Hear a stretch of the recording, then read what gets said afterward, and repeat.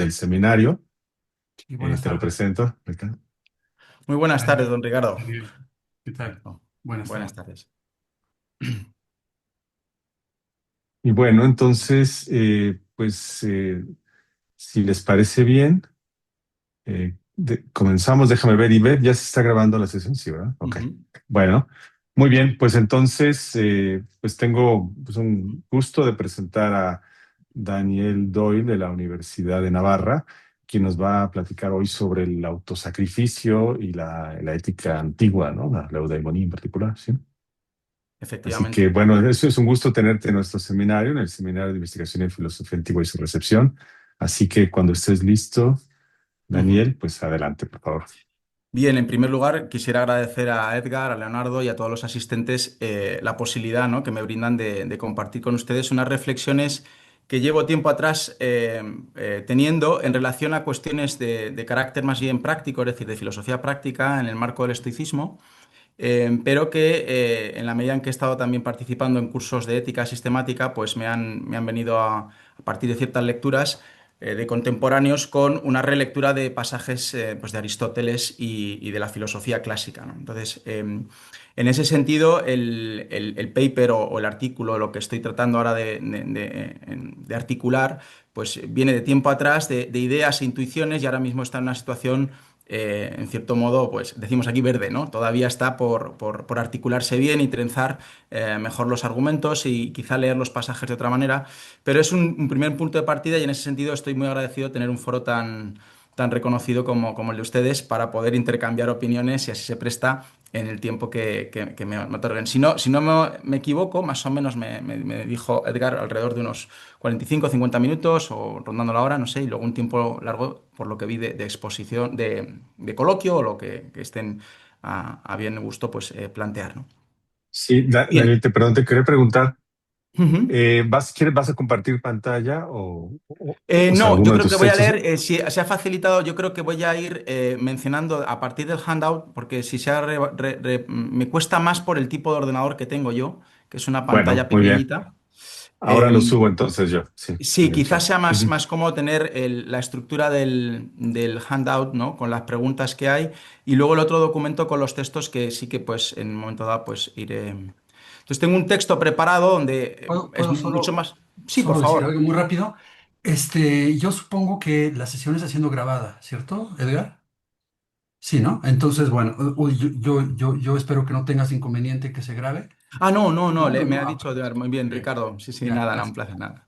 Perfecto, perfecto. No, entonces el asunto es que tengo un texto preparado con la idea de poder ir un poco más ágil, quizá hacer algún salto en algún punto para cubrir en el tiempo que tenemos, pero si es el caso en el momento de preguntas, poder acceder un poquito más en detalle y elaborar un poquito más lo que haga falta, ¿no?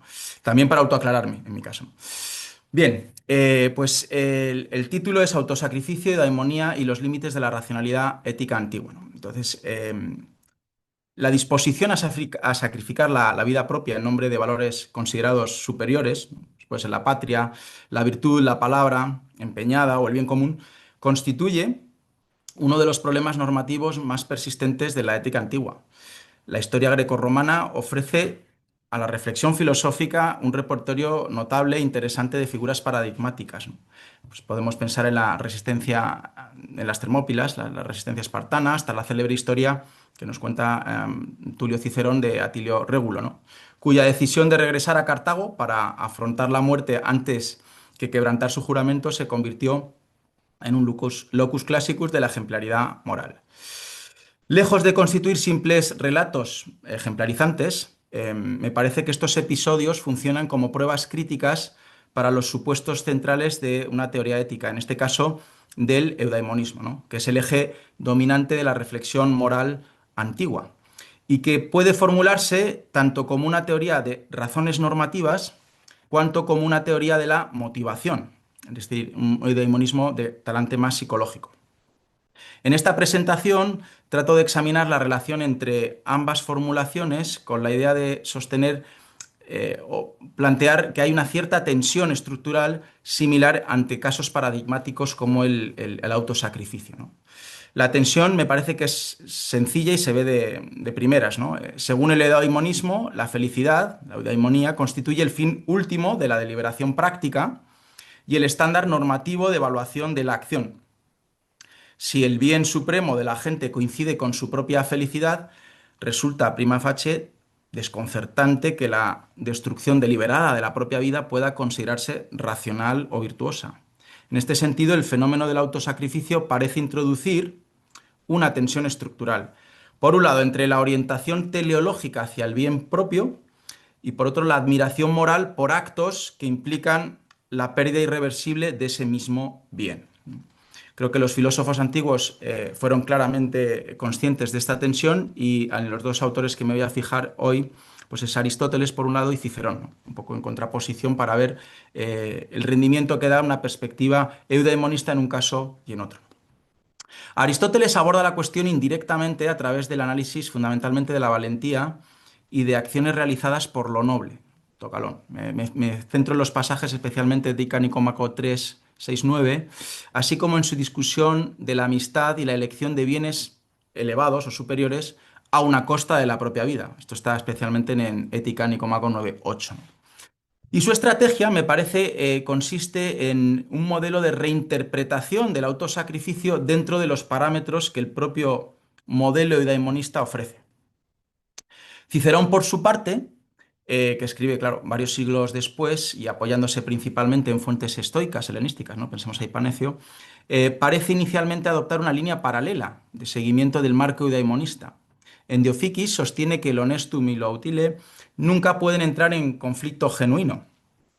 Las aparentes tensiones entre el deber y beneficio propio se disuelven cuando se comprende adecuadamente la naturaleza del verdadero interés racional. La figura que mencionaba antes de Régulo se presenta precisamente como prueba de que el interés propio correctamente entendido puede justificar incluso el sacrificio extremo. Sin embargo, si uno analiza un poquito más con detenimiento de Officiis, de Cicerón, me parece que hay un panorama teórico algo más complejo. No es simplemente un edeimonismo, una continuación, sino que bajo la afirmación explícita de la armonía entre honestum y utile, ¿no? De lo honesto, lo noble y lo útil, se advierte una tendencia a flexibilizar la centralidad estricta de la felicidad como criterio exclusivo de justificación práctica. Entonces, la tesis que sostengo, más o menos en el trabajo que trato de elaborar, es que el tratamiento ciceroniano del autosacrificio se presenta superficialmente como una continuación de la estrategia, por un lado aristotélica, de reinterpretación de la eudaimonía, pero en realidad apunta a una reconfiguración, es una reconfiguración del marco normativo. Es decir, una concepción ética que preserva la inteligibilidad del autosacrificio, el verdadero autosacrificio, no mediante una reducción de lo que es autointerés de la gente en primera persona, sino mediante una modificación sutil, parcial, pero significativa del dominio estructural del eudaimonismo sobre la deliberación práctica, sobre la deliberación moral de la gente. Y esta tesis la voy a articular fundamentalmente en torno a tres proposiciones que asumo, ¿no? De manera interdependiente.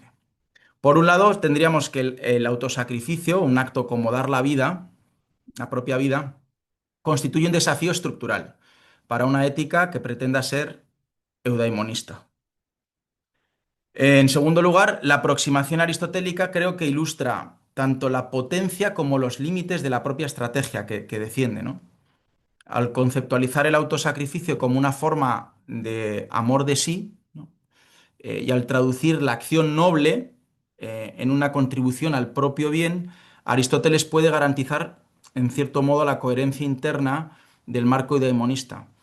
Pero me parece que es a costa de desdibujar aquello que hace moralmente admirable el autosacrificio, en primer lugar. Que hay una tensión interna en el planteamiento, que no claramente se resuelve.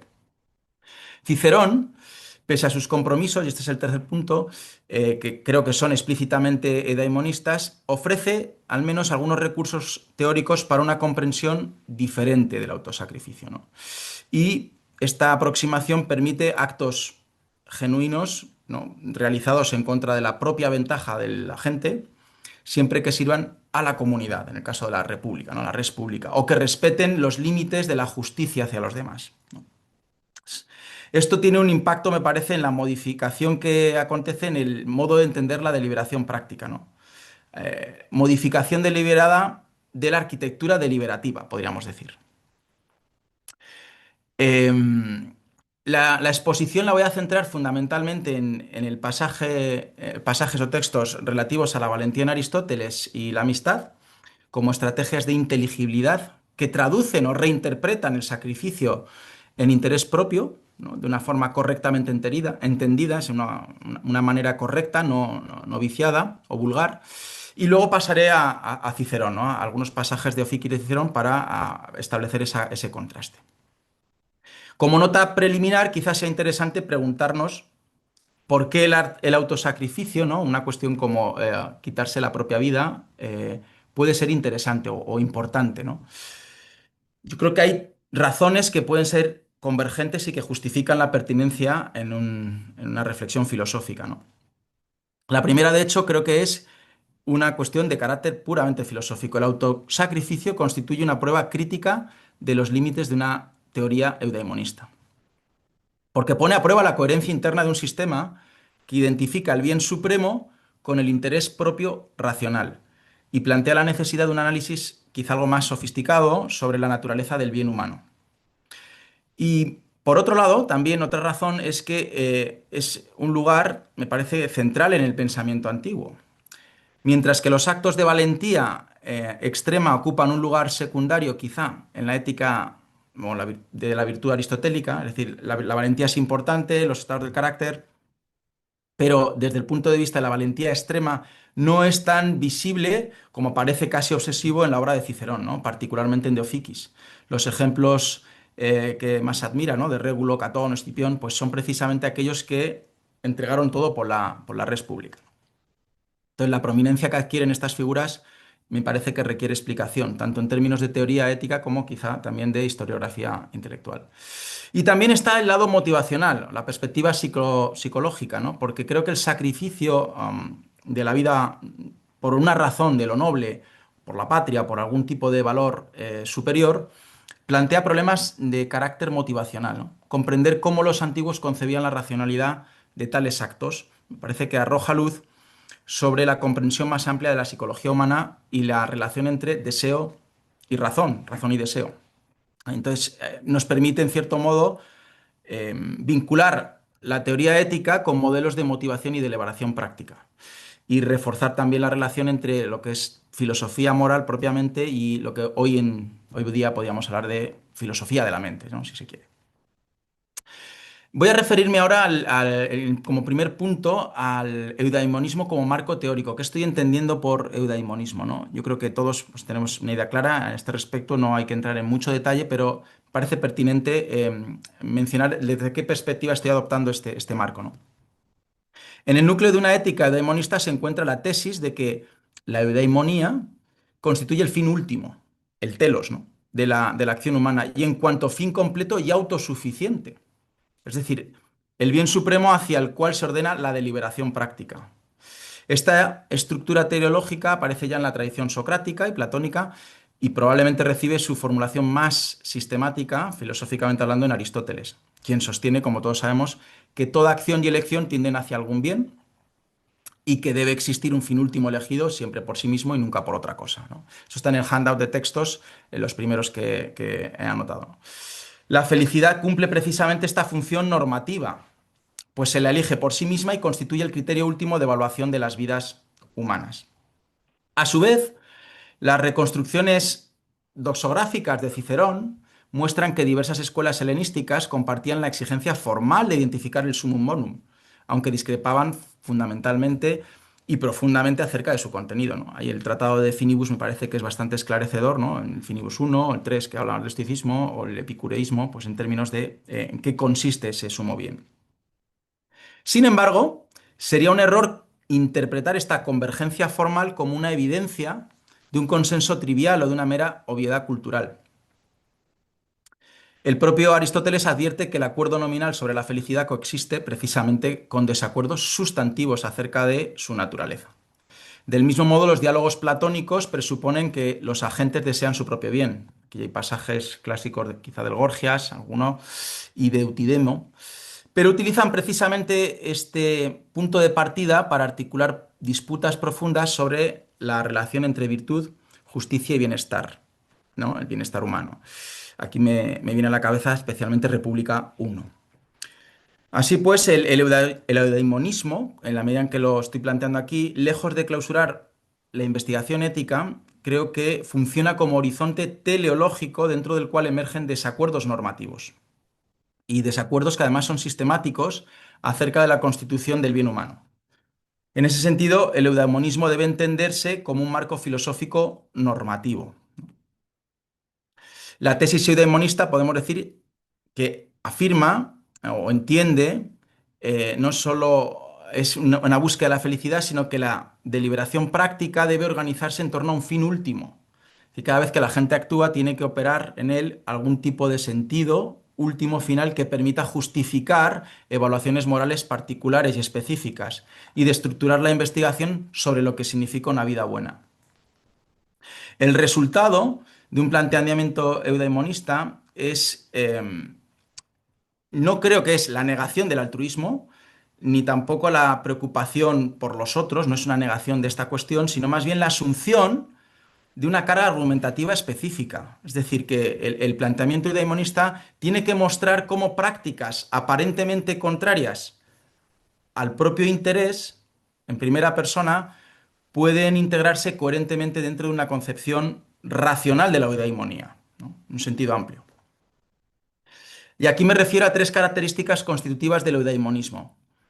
Por un lado está la primera, que sería su organización teleológica, ¿no? De toda deliberación práctica. Todo orden práctico en la deliberación tiene que ver con una justificación última de un fin.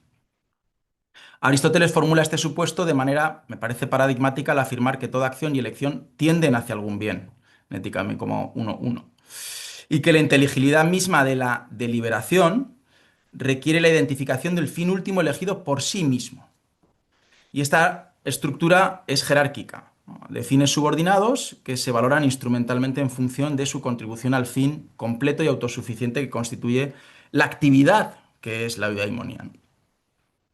La analogía técnica con las artes prácticas, por ejemplo la medicina, ilustra con claridad este modelo explicativo. En los contextos productivos y deliberativos, la corrección de los medios depende de su orientación hacia un fin previamente determinado. Del mismo modo que el médico evalúa intervenciones particulares en relación con la salud del paciente, el agente moral, la persona que obra moralmente, evalúa acciones particulares en función de su contribución a la vida lograda. Sin embargo, esta analogía no debe interpretarse como una simple reducción, creo, instrumentalista, ¿no? De carácter instrumental. En el ámbito ético, el fin último no es un resultado, como bien sabemos, externo, al menos en Aristóteles, sino una forma de actividad racionalmente estructurada, ¿no? Que define el bien humano. Esta estructura teleológica implica que las preguntas normativas, las más propiamente normativas, como ¿qué debo hacer? O ¿por qué debería actuar así?, remiten en última instancia a la contribución de la acción a la eudaimonía de la gente. Parece aquí que los trabajos del profesor Vigo iluminan bastante. Y no se trata de una explicación psicológica, como digo, de la motivación, sino más bien de un esquema justificativo a nivel normativo, ¿no? Y aquí pues, me viene a la cabeza también trabajos del profesor Gómez Lobo y Gabriela Rossi, en última instancia algunos trabajos que nos ha presentado para un proyecto. Otra característica que me parece fundamental del eudaimonismo tiene que ver con lo que llamo monismo sobre las razones. Es decir, hay una unidad del valor. El eudaimonismo sostiene que hay, idealmente y a través de varios pasos intermedios, un fin supremo y por tanto una clase fundamental de razón para la acción. Hay prioritariamente una razón por la cual algo se hace. Esto, claro, no quiere decir que el eudaimonismo niegue la existencia de múltiples bienes, otro tipo de valores. Por ejemplo, el placer, la virtud, riqueza, honor, como bien sabemos, la amistad. Más bien significa que todos estos bienes derivan su valor de su relación con el bien supremo, que es la felicidad.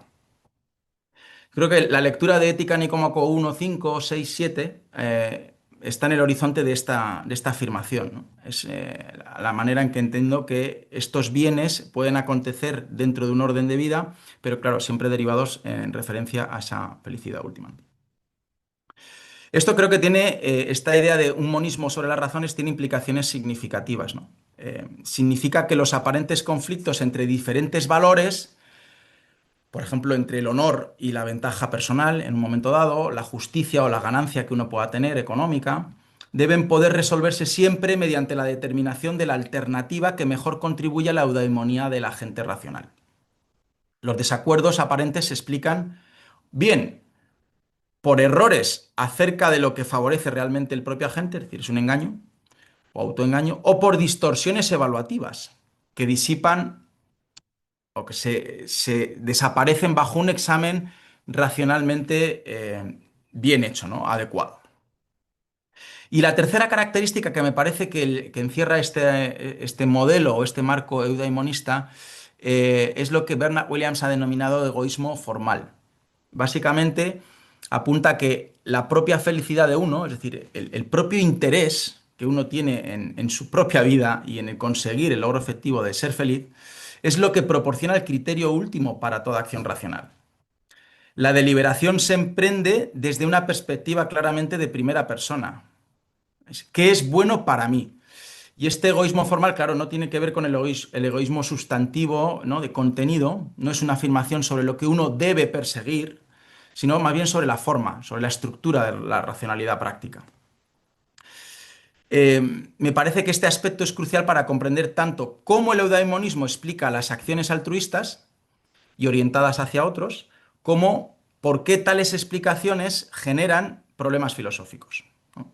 En última instancia, ayudar a un amigo debe mostrarse que es bueno para uno mismo, porque la verdadera amistad contribuye a la eudaimonía, ¿no? Creo que el modelo aristotélico de reinterpretación viene a partir de establecer ese giro y distinción respecto de cómo ingresar el sentido fuerte de eudaimonía para lo que es la acción racional, ¿no? La acción práctica. Eh, el eudaimonismo, como digo, no es principalmente una tesis descriptiva sobre la psicología humana, sino más bien un marco normativo para el razonamiento ético que configura aspectos que requieren explicación y qué tipo de explicaciones se consideran válidas y suficientes. En necesidad de explicación, o lo que está en necesidad de ser explicado, lo que debemos argumentar es por qué alguien debería actuar alguna vez por el bien de los intereses de otros, ¿no? O en servicio de la comunidad. Y esto representa una carga fuerte de la prueba, ¿no? Argumentativa. Esta asignación de prueba típicamente conduce a la reinterpretación que yo creo que se ve más en Aristóteles, que por supuesto en Cicerón. De primeras, Cicerón parece que asume eso, pero creo que lo cambia. Este modelo creo que tiene un atractivo y es la capacidad que tiene para preservar la plausibilidad intuitiva que muestra el propio deimonismo, ¿no? Es decir, que todos buscamos la felicidad en primera persona y al mismo tiempo permite ampliar un alcance explicativo a un conjunto amplio de fenómenos morales. Bajo la simpleza de unidad de razones, el marco yo creo que se distingue por su economía teórica. Pero esto tiene costos, ¿no? Desde un punto de vista también explicativo, porque la reinterpretación tiene un umbral a partir del cual una acción como expresión del interés propio deja de aclararla y comienza a transformar su significado normativo.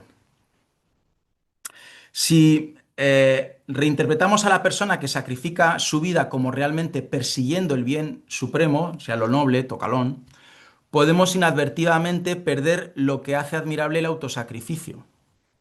Podríamos decir que la fortaleza de la estrategia se convierte en una debilidad potencial, dicho de otra manera.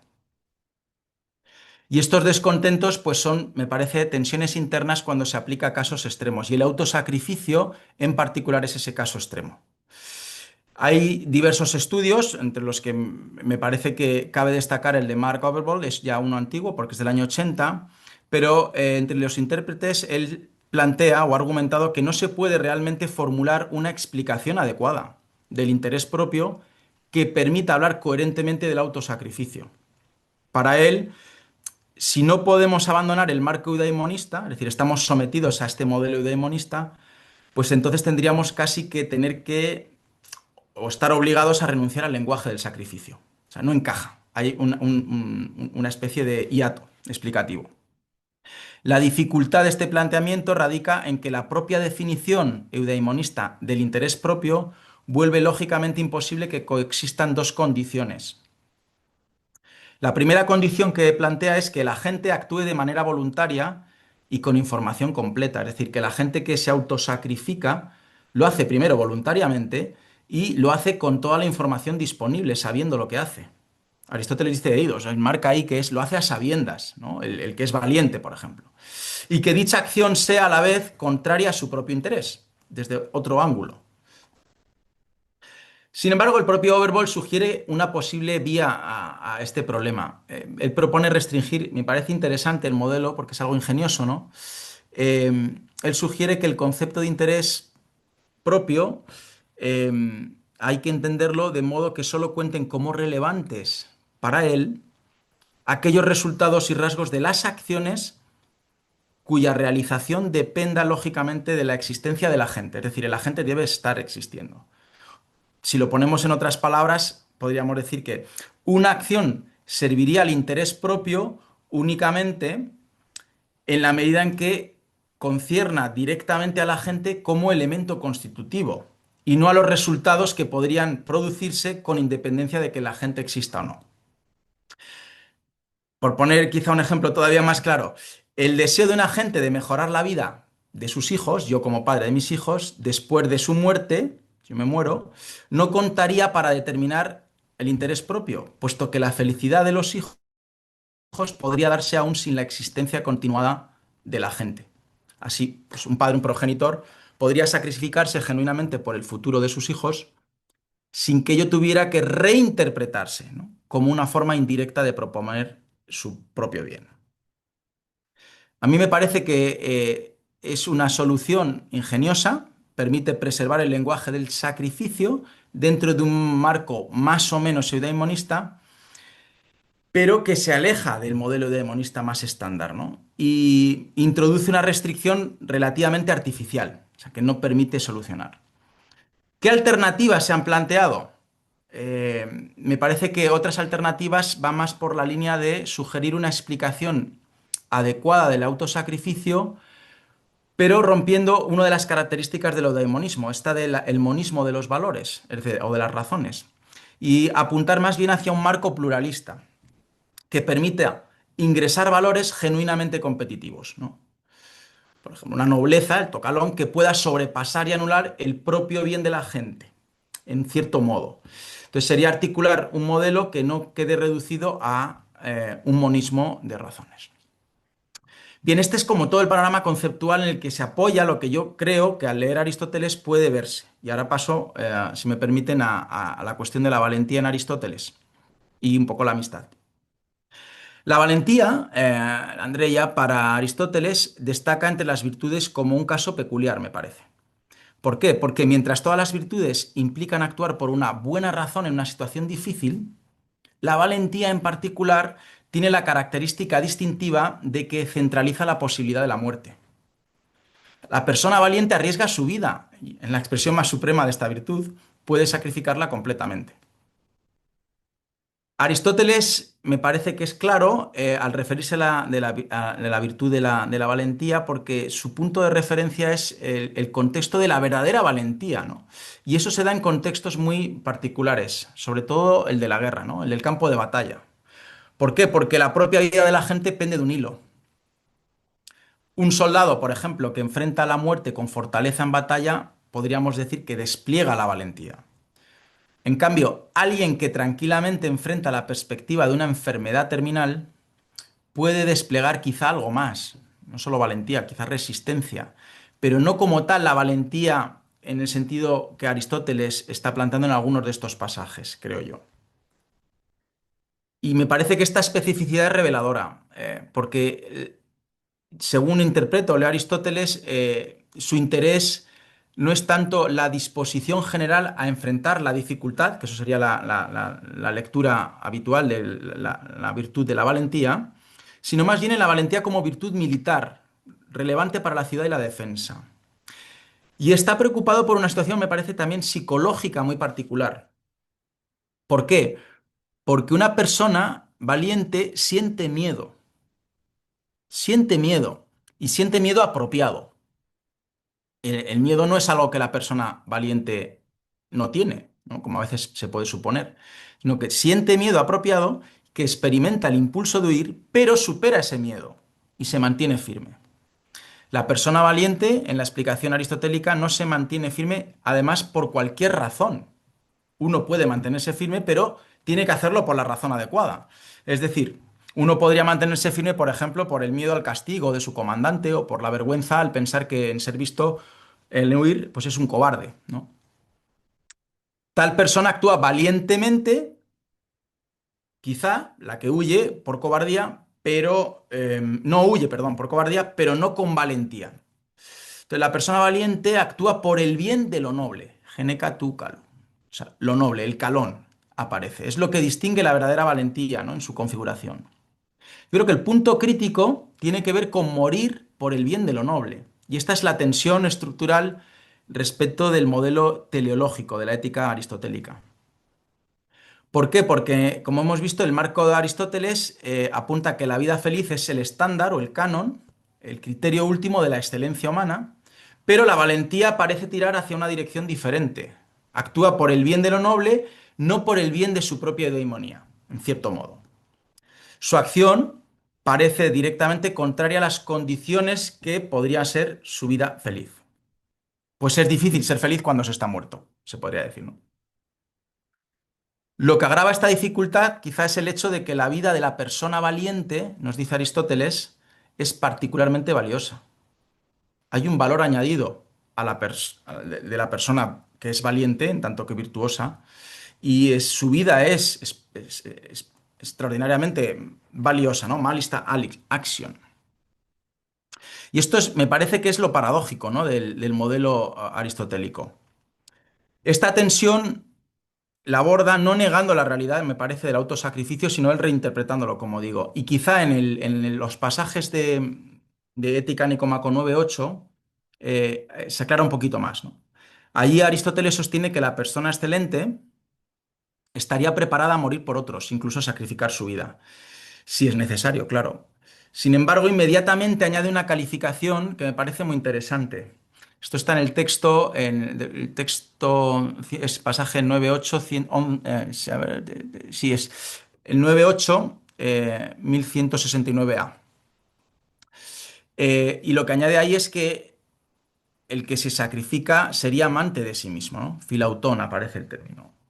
Leo a Aristóteles 169, 1169a. De manera tal que el que es bueno debe ser un amante de sí mismo, ¿no? Hoste tomen agazón dei filauton einai. Ya que también él mismo se beneficiará al llevar a cabo acciones nobles y al hacerlo será útil a los demás. En tanto que el malvado no debe serlo, ya que no solo se dañará a sí mismo, sino también a sus cercanos porque sigue. Un poco más adelante dice, en cuanto al virtuoso, es cierto que hace muchas cosas por sus amigos y por la patria, incluso morir por otra persona si fuera necesario. Y un poco más adelante, esto es tal vez lo que le sucede a quienes dan la vida por otra persona, sin duda. Escogen para sí mismos algo enormemente noble. Haeruntai dei mega kalon geautois. Es decir, la aparente paradoja se aclara al entender cómo Aristóteles concibe esta relación entre virtud, autosacrificio y bien propio. La persona excelente, el virtuoso, se asigna a sí misma el bien supremo. Ese Haerunta de mega calon heutois. Al actuar por el bien de lo noble, no renuncia a su propio interés, sino que asegura la forma más plena posible, ¿no? Y el sacrificio por lo noble se convierte, en el modelo aristotélico, en una extensión del amor propio entendido como realización de la excelencia humana. Aquí opera una distinción que me parece interesante y que es pertinente mencionar, y es los tipos de amor de sí, ¿no? De autorreferencia, porque hay un tipo de amor de sí que es el censurable, que Aristóteles reprueba, el de la persona que persigue el honor, la riqueza, placer corporal. Pero en cambio hay otro tipo de amor de sí que está dirigido por la parte más noble y divina de uno mismo, que no solo es permisible, sino que es admirable, es el amor de sí superior. Lo que la gente puede hacer es sacrificar su cuerpo, pero al hacerlo asegura el bien supremo que está disponible para él, que es una vida vivida de acuerdo con la virtud. Creo que en esta reinterpretación, lo que inicialmente parece autosacrificio se revela como la forma más elevada de interés propio correctamente entendido. Esta estrategia de reinterpretación se da, me parece, en movimientos conceptuales claros, ¿no? Por un lado, primero se reconoce un fenómeno que parece necesitar explicación, que es la disposición de alguien excelente que sacrifica la vida. En segundo lugar, se presenta un argumento que integra este fenómeno en dicho marco. Es decir, Aristóteles no está negando la orientación a lo noble, sino que sostiene que al actuar por él, la persona está en realidad persiguiendo su propio bien, su eudaimonía. Lo noble deja de ser algo externo y se convierte en la condición y expresión de la propia vida buena, se integra internamente. Y en última instancia, tercero, se produce esa reinterpretación del fenómeno mismo. Lo que parece autosacrificio se entiende más bien como amor de sí, ¿no? Un amor a sí mismo, admirable, por otro lado, ¿no? Y que parece orientarse hacia un bien externo, porque se revela como acción en favor del propio bien de la gente. Yo creo que esta reinterpretación es defendible y es expresiva de la comprensión aristotélica de la naturaleza humana y de la eudaimonía. Eh, pero claro, esto no impide encontrar tensión en el marco eudaimonista, tal y como lo he planteado, ¿no? Sobre todo, me parece que es más claro esa tensión en el marco de la explicación de la valentía, porque la persona valiente, como he dicho antes, experimenta miedo, que además no solo experimenta miedo, sino que el miedo es que es doloroso ante los peligros genuinos. Y Aristóteles lo concibe expresamente. Dice, el valiente teme las cosas que debe temer y soporta. Carterein, ahí utiliza el verbo, ¿no? Ese miedo, lo soporta, lo aguanta. Pero como se debe y como la razón lo permita en vista de lo noble, ya que este es el fin de la virtud. Y sigue, más aún, esto está en el handout de textos, el texto 10. Y cuando más tenga la virtud en su totalidad y sea más feliz, tanto más dolor sentirá con la muerte. Es decir, aquí aparece el dolor, ya que para un individuo de tal índole es algo especialmente digno. Y él, el valiente, se privará a sabiendas, eidos, de los mayores bienes. Pero eso es doloroso. Me parece que esta concesión crea tensión en la caracterización general de la virtud aristotélica. Si recordamos en Ética Nicómaco 1.2, Aristóteles sostiene que la actividad virtuosa debe ser placentera, o al menos no dolorosa, para quien la posee, ya que hay una tensión. En el texto 11 del handout, no lo leo todo, pero marco, hay que tomar como un indicio de los estados habituales el placer o el dolor que sobrevienen a las acciones. En efecto, el que se aparta de los placeres corpóreos y en ello mismo se complace es moderado, el que se irrita, en cambio, es intemperante. Si la valentía requiere soportar el dolor mediante el esfuerzo, ponos, se acerca peligrosamente a la continencia o al autodominio, a la encrateia. Es decir, la condición de quien actúa correctamente pero con cierto conflicto interior. Y no es tanto una virtud plena, donde la razón y el deseo operan armoniosamente. Algunos comentaristas creo que han intentado resolver esta tensión distinguiendo, no sé si acertadamente, pero al menos me parece que es un intento loable, distinguir entre un miedo que causa pánico, que sería aquel que el valiente no experimenta, porque no tiene pánico el valiente, y en cambio un miedo funcional, el miedo que concentra la atención en el peligro, el que ayuda a estar atento a la acción correcta que hay que acometer en la medida que uno es valiente, ¿no? Que sí que experimenta la persona que es valiente. Pero esta distinción, aunque es útil, creo que no elimina el problema fundamental, que es que el valiente reconoce correctamente que la muerte es lo más temible. que esto en Ética Nicómaco 3.7, 1115 a 26, dice foberotaton do thanatos, y que perderá los mayores bienes, ¿no? Megiston agazón a postereitae. Sin embargo, debe actuar contra ese juicio correcto de su razón práctica. Entonces, el problema del autodominio me parece interesante, ¿no? Porque el continente desea lo incorrecto, pero actúa correctamente mediante el esfuerzo. En cambio, la persona virtuosa desea lo correcto espontáneamente. Por eso no tiene esa constricción interna.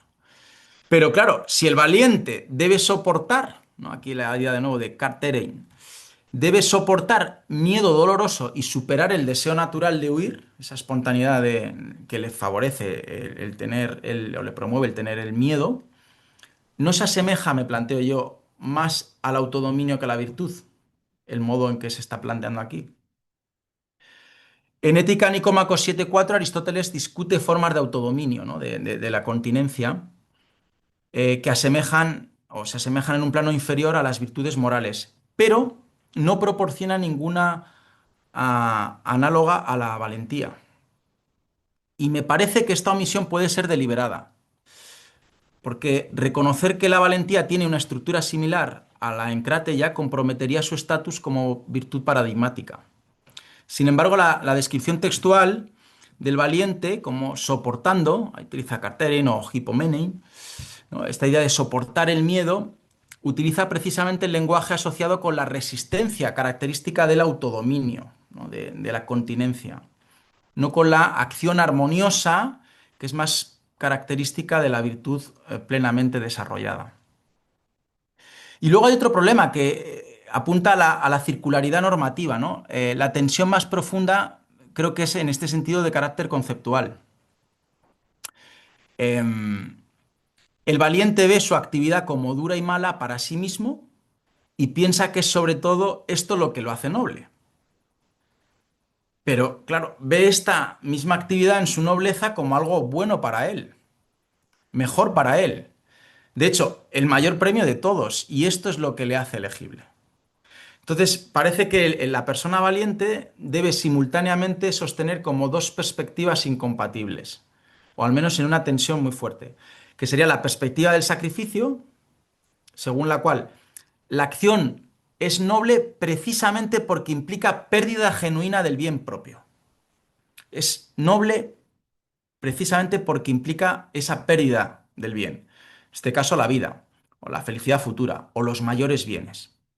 Si no hubiera sacrificio real, el acto perdería su carácter moralmente extraordinario. Por otro lado, estaría una perspectiva más eudaimonista, en sentido amplio, porque la acción es racional y elegible precisamente porque realiza el bien propio supremo. La nobleza misma, que es el componente más valioso de la eudaimonía. Si no realizara el bien propio, el acto sería irracional. Entonces, parece que, al menos la impresión que tengo yo, estas dos perspectivas no se sostienen de forma muy coherente, ¿no? Si morir noblemente es realizar mi mayor bien, entonces no estoy sacrificando a nada genuinamente, ¿no? Simplemente estoy eligiendo el bien mayor sobre bienes menores, como una especie de cálculo, como cualquier otro acto racional. Pero si realmente estoy sacrificando mi bien, entonces la acción no puede justificarse eudaimonísticamente como realización de ese bien. Al menos eso parece. Yo creo que Aristóteles es consciente de esta circularidad y se ve notablemente en su tratamiento de la valentía en 3.6.9, ¿no? Donde evita sistemáticamente especificar el contenido de Tocalón, más allá de las referencias formales a lo noble posible. Porque nunca menciona lo que todo elogio fúnebre menciona, y es que la muerte noble es aquella en la que uno muere por la patria.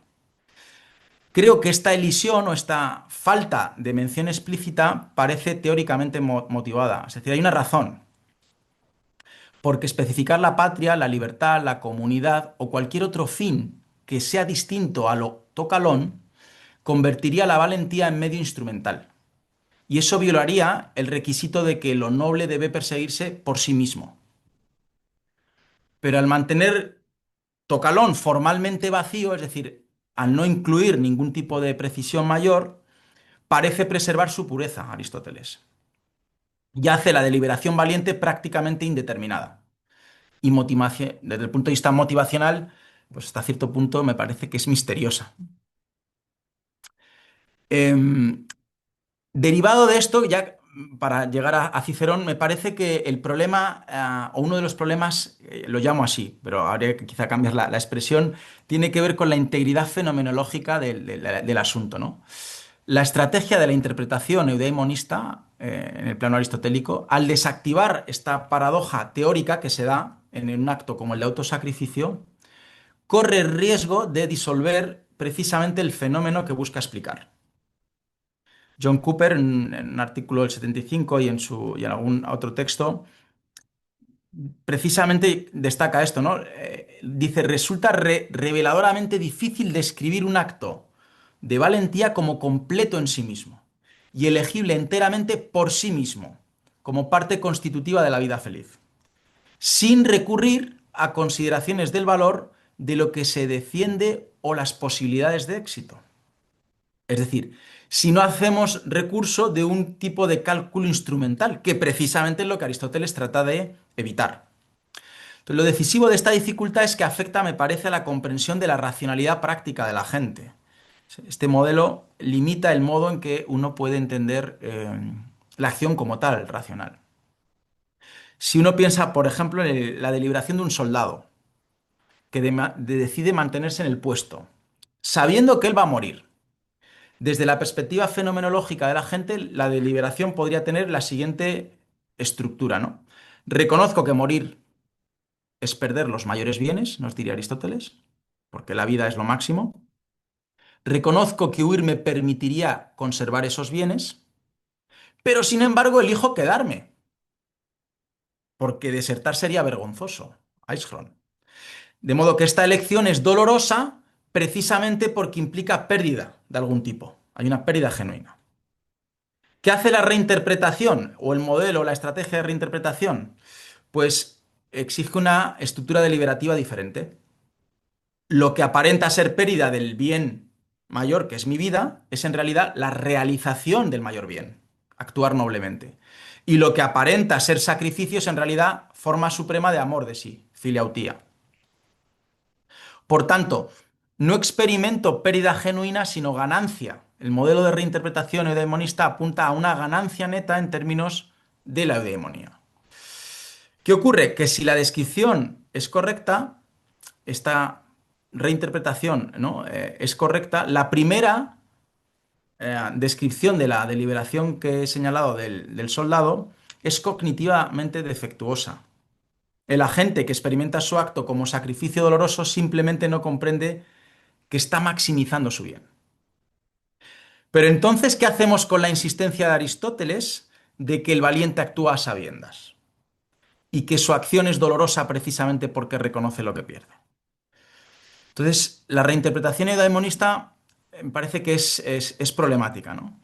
Como digo, autores han planteado lo del pluralismo del valor implícito en la teoría aristotélica del valor y no sé hasta qué punto se puede sostener, porque según esta lectura, cuando alguien actúa por lo noble, persigue algo valioso en sí mismo cuyo valor no deriva ni se reduce a cómo contribuye a la felicidad, porque la última razón que justifica es ese monismo eudaimonista, ¿no? Entonces, esa es una característica, me parece que es notablemente aristotélica, la de que hay un monismo eudemonista, hay una unificación de sentido último que justifica todo esto. Desde la perspectiva motivacional, esto tiene un reverso, no voy a entrar en detalle porque tiene que ver más con algunas cuestiones ya mencionadas y pasajes dichos, especialmente del libro noveno de Ética Nicómaco, pero sí quizá distinguir dos modelos motivacionales. Por un lado tendríamos un modelo de eudaimonismo reflexivo, es decir, la persona valiente está motivada por la creencia de que actuar noblemente constituye o realiza su propia eudaimonía, esa es una manera de entenderlo. Em, ha internalizado a través de la formación del carácter que el bien humano resulta ser actividad según la virtud, y en el caso pues, de la virtud de la valentía supone en algún caso dar la vida por alguien, y la motivación podríamos decir de un valor independiente. Es decir, la persona valiente está motivada directamente por el reconocimiento del valor de lo noble como tal. Y bajo este modelo, lo noble funciona como una fuente de razones que no derivan ni requiere traducción a cálculos de bien propio.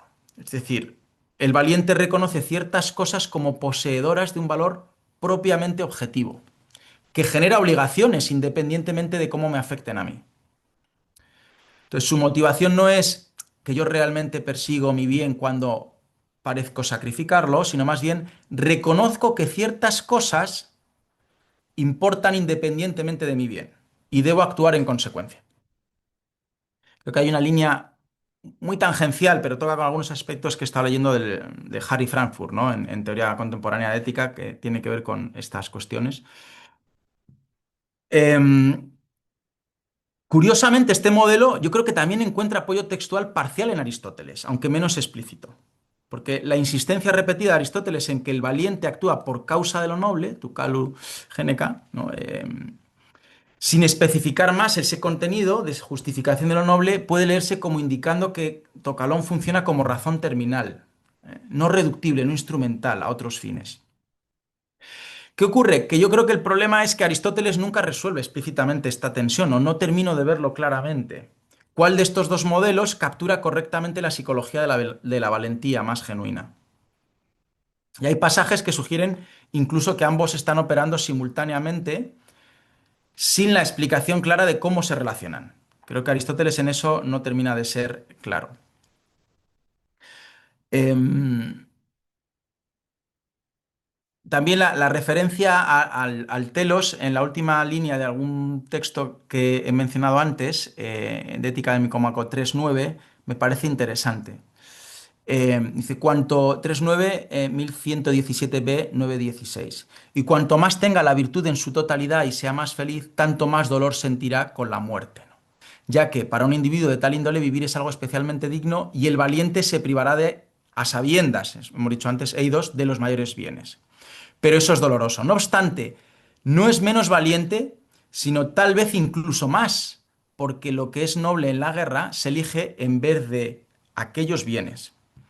No en todas las virtudes entonces hay una actividad placentera, excepto en cuanto se obtiene el fin. Aquí aparece telos. Pues bien, la pregunta sería, ¿qué fin alcanza la valentía que la hace placentera? O al menos que compense el dolor de lo que supone un acto valiente. Yo creo que Aristóteles no lo especifica aquí. Y ahí caben interpretaciones, ¿no? ¿Qué es ese fin? ¿Es la victoria, la supervivencia de la comunidad? Por ejemplo, como Leónidas y los 300 espartanos. Eso convertiría la valentía en algo instrumental. ¿Es el honor póstumo de una vida? ¿Es el acto noble mismo por sí mismo? Pero está en el problema de la circularidad. Otro aspecto interesante es el papel del cimos, la confianza que aparece en estos pasajes de la valentía. Creo que la voy a dejar por cuestión más de tiempo y poder apuntar a las implicaciones para la transición a Cicerón, ¿no? Em, en última instancia, en la valentía parece que tenemos un propósito, me parece que es su propio propósito y una confianza que es su propio fundamento. Y es problemático adentrarse en la explicación de estos pasajes sin trazar un poquito una perspectiva amplia del modelo aristotélico, ¿no? De su filosofía. Eh, para transitar o hacer ese contraste con Cicerón, yo me parece, creo que se puede articular del siguiente modo, ¿no? Mientras en Aristóteles leemos o podemos decir que mantiene Tocalón formalmente indeterminado, y evita así mencionar explícitamente la patria como el fin, Cicerón puede y debe hablar de morir por la República, como objeto específico de obligación. También, mientras la confianza aristotélica permanece sin un fundamento claro, Cicerón ancla la confianza de la gente en la estructura normativa de los roles sociales de las personas, en deberes comunitarios que trascienden el cálculo individual. Y en términos de lo que es el problema de circularidad ya mencionado, parece que Cicerón puede preservar la inteligibilidad del sacrificio genuino porque su marco no requiere que toda acción racional maximice la eudaimonia de la gente. Es como si tuviéramos un modelo marco general eudaimonista, pero protodeontológico, en el sentido de que está incidiendo ya un marco normativo diferente o está transformando las exigencias que un modelo eudemonista como el aristotélico debería suponer en un marco como el propiamente ciceroniano. Y en este sentido, Cicerón desarrolla un modelo de motivación para la acción donde el reconocimiento de obligaciones, sobre todo externas, hacia la res pública, funciona como fuente independiente de razones. Y esto reconfigura la relación entre virtud, felicidad y obligación moral. Entonces, la pregunta que me hago como horizonte y de diálogo con Cicerón sería, ¿puede una ética que preserva la inteligibilidad del autosacrificio mantenerse aún dentro del lenguaje y los compromisos de la filosofía antigua de la virtud? Yo creo que la respuesta ciceroniana es afirmativa, pero claro, esto requiere una transformación más bien arquitectónica del modelo eudaimonista, en la medida en que desplaza, no elimina, pero sí desplaza la felicidad de su posición como criterio exclusivo último de justificación práctica. Es decir, en Cicerón la felicidad opera como marco eudaimonista, pero no es el último criterio o el único de justificación práctica en la acción. Y aquí es donde aparece el famoso pasaje o caso de Régulo, ¿no? En el contexto en que se obra la obra de Oficis, que es una obra tardía, estamos en el contexto de República Romana, ¿no? Eh, el marco teórico creo que es eudaimonista y está estructurado alrededor de una convicción de que no hay conflicto entre el honestum y lo que es honesto y lo útil, lo ventajoso. Y eso es un compromiso fundamental eudaimonista. Pero claro, el caso de Régulo es interesante. De hecho, aparece dos veces. Una en 1.39 y otro en el libro 3, 99-115, que es el largo pasaje, ¿no? Aquí en el tratamiento de Régulo se aborda explícitamente si Régulo actuó neciamente cuando volvió a manos de los enemigos y si su elección fue contraria a su propio interés. Cicerón, en uno de los textos que he planteado, precisamente en el handout, nos dice, pero obró tontamente, no solo al pensar que no debía liberarse a los cautivos, sino también al disuadir de ello a otros. ¿Cómo que tontamente? Y sigue un poco más adelante. Los hombres trastornan los fundamentos de la naturaleza cuando disgregan la utilidad de la honorabilidad. El texto es más amplio, pero me parecía que se podía destacar ese pasaje. La respuesta me parece que es compleja, pero contiene un claro elemento eudaimonista, ¿no? El tratamiento que hace Cicerón, en cierto modo digo, parece replicar esa estrategia aristotélica de reinterpretación, pero va un poquito más allá, va un poquito más allá. A lo largo de los tres libros de Oficis se hace aparente una ausencia sorprendente. Si uno lee el texto, el concepto de felicidad, que en latín sería beatitudo, es prácticamente ausente. Es que casi no se menciona. Y es una obra que se supone que aplica principios eudaimonistas a la ética práctica. Y uno esperaría referencias repetidas precisamente a este concepto, como la justificación última para los deberes, para las acciones prácticas, ni las obligaciones que se discuten, ¿no? En el contexto social. En cambio, como digo, son escasas las referencias. Esta ausencia no me parece que es accidental. En todo caso, Cicerón mismo proporciona una explicación en un pasaje temprano, en el 1.7, y él oscila o plantea su modelo explicativo a partir de una división del trabajo, dice, sobre el deber. Y el texto dice en 1.7, el conjunto de la indagación sobre el deber, officium, tiene dos aspectos. Uno de ellos es lo referente al bien último, el segundo, lo que atiende a las normas a las que se puede amoldar la conducta de la vida en todas sus facetas. Es decir, ya estamos articulando el bien último como un referente, pero también hay normas sociales que determinan el modelo de normatividad que va a operar. En cierto modo, De Oficis está preocupado con el consejo de cómo vivir apropiadamente una vida dentro de la red de relaciones sociales romanas y las comunidades que constituyen pues, un orden como es el de la legislación más romana. Creo que las implicaciones no son pequeñas, ¿no? yo creo que en cierto modo Cicerón abandona esta estructura teleológica, al menos a nivel operativo, aunque preserva eso. Pero lo interesante, quizá, y es lo que a mí me interesa, es que cambia el carácter de la deliberación. En una explicación eudaimonista típica, siguiendo el análisis que hemos o que he planteado un poquito en términos aristotélicos, un agente preguntaría, ¿qué fin debo perseguir? ¿Qué constituye mi felicidad? ¿Cuál es el contenido de mi felicidad? ¿Qué es la razón última de mi actuar, ¿no? ¿Cómo puede esta acción particular contribuir a ese fin? Por tanto, la deliberación se centra en fines propios de la gente y perseguir esos fines a través de un raciocinio y una deliberación acertada de los medios. Modelo aristotélico. En el de Oficis, la deliberación, sin embargo, comienza con el agente como siendo un tipo específico de persona, ocupando roles particulares e incrustada en comunidades particulares. Entonces, la pregunta es, en el marco deliberativo, ¿qué tipo de persona soy? ¿Qué rol ocupo? ¿De qué comunidad soy parte? ¿Cuáles son las expectativas? ¿No? ¿Cómo debería sopesar las reclamaciones en competencia sobre la lealtad, etcétera?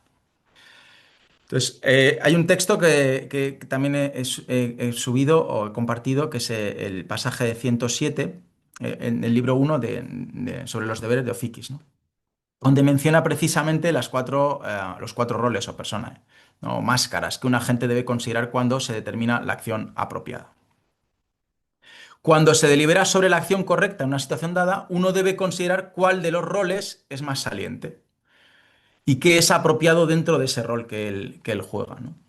La naturaleza nos ha dado dos roles, dice, uno es el general, el otro es el que corresponde a cada uno en particular. Y un poquito más adelante dice, y los dos papeles que antes expuse, pues se añade un tercero, el que nos atribuye en algunas circunstancias particulares, y un cuarto, el que nosotros mismos nos aplicamos por decisión propia, en el caso particular.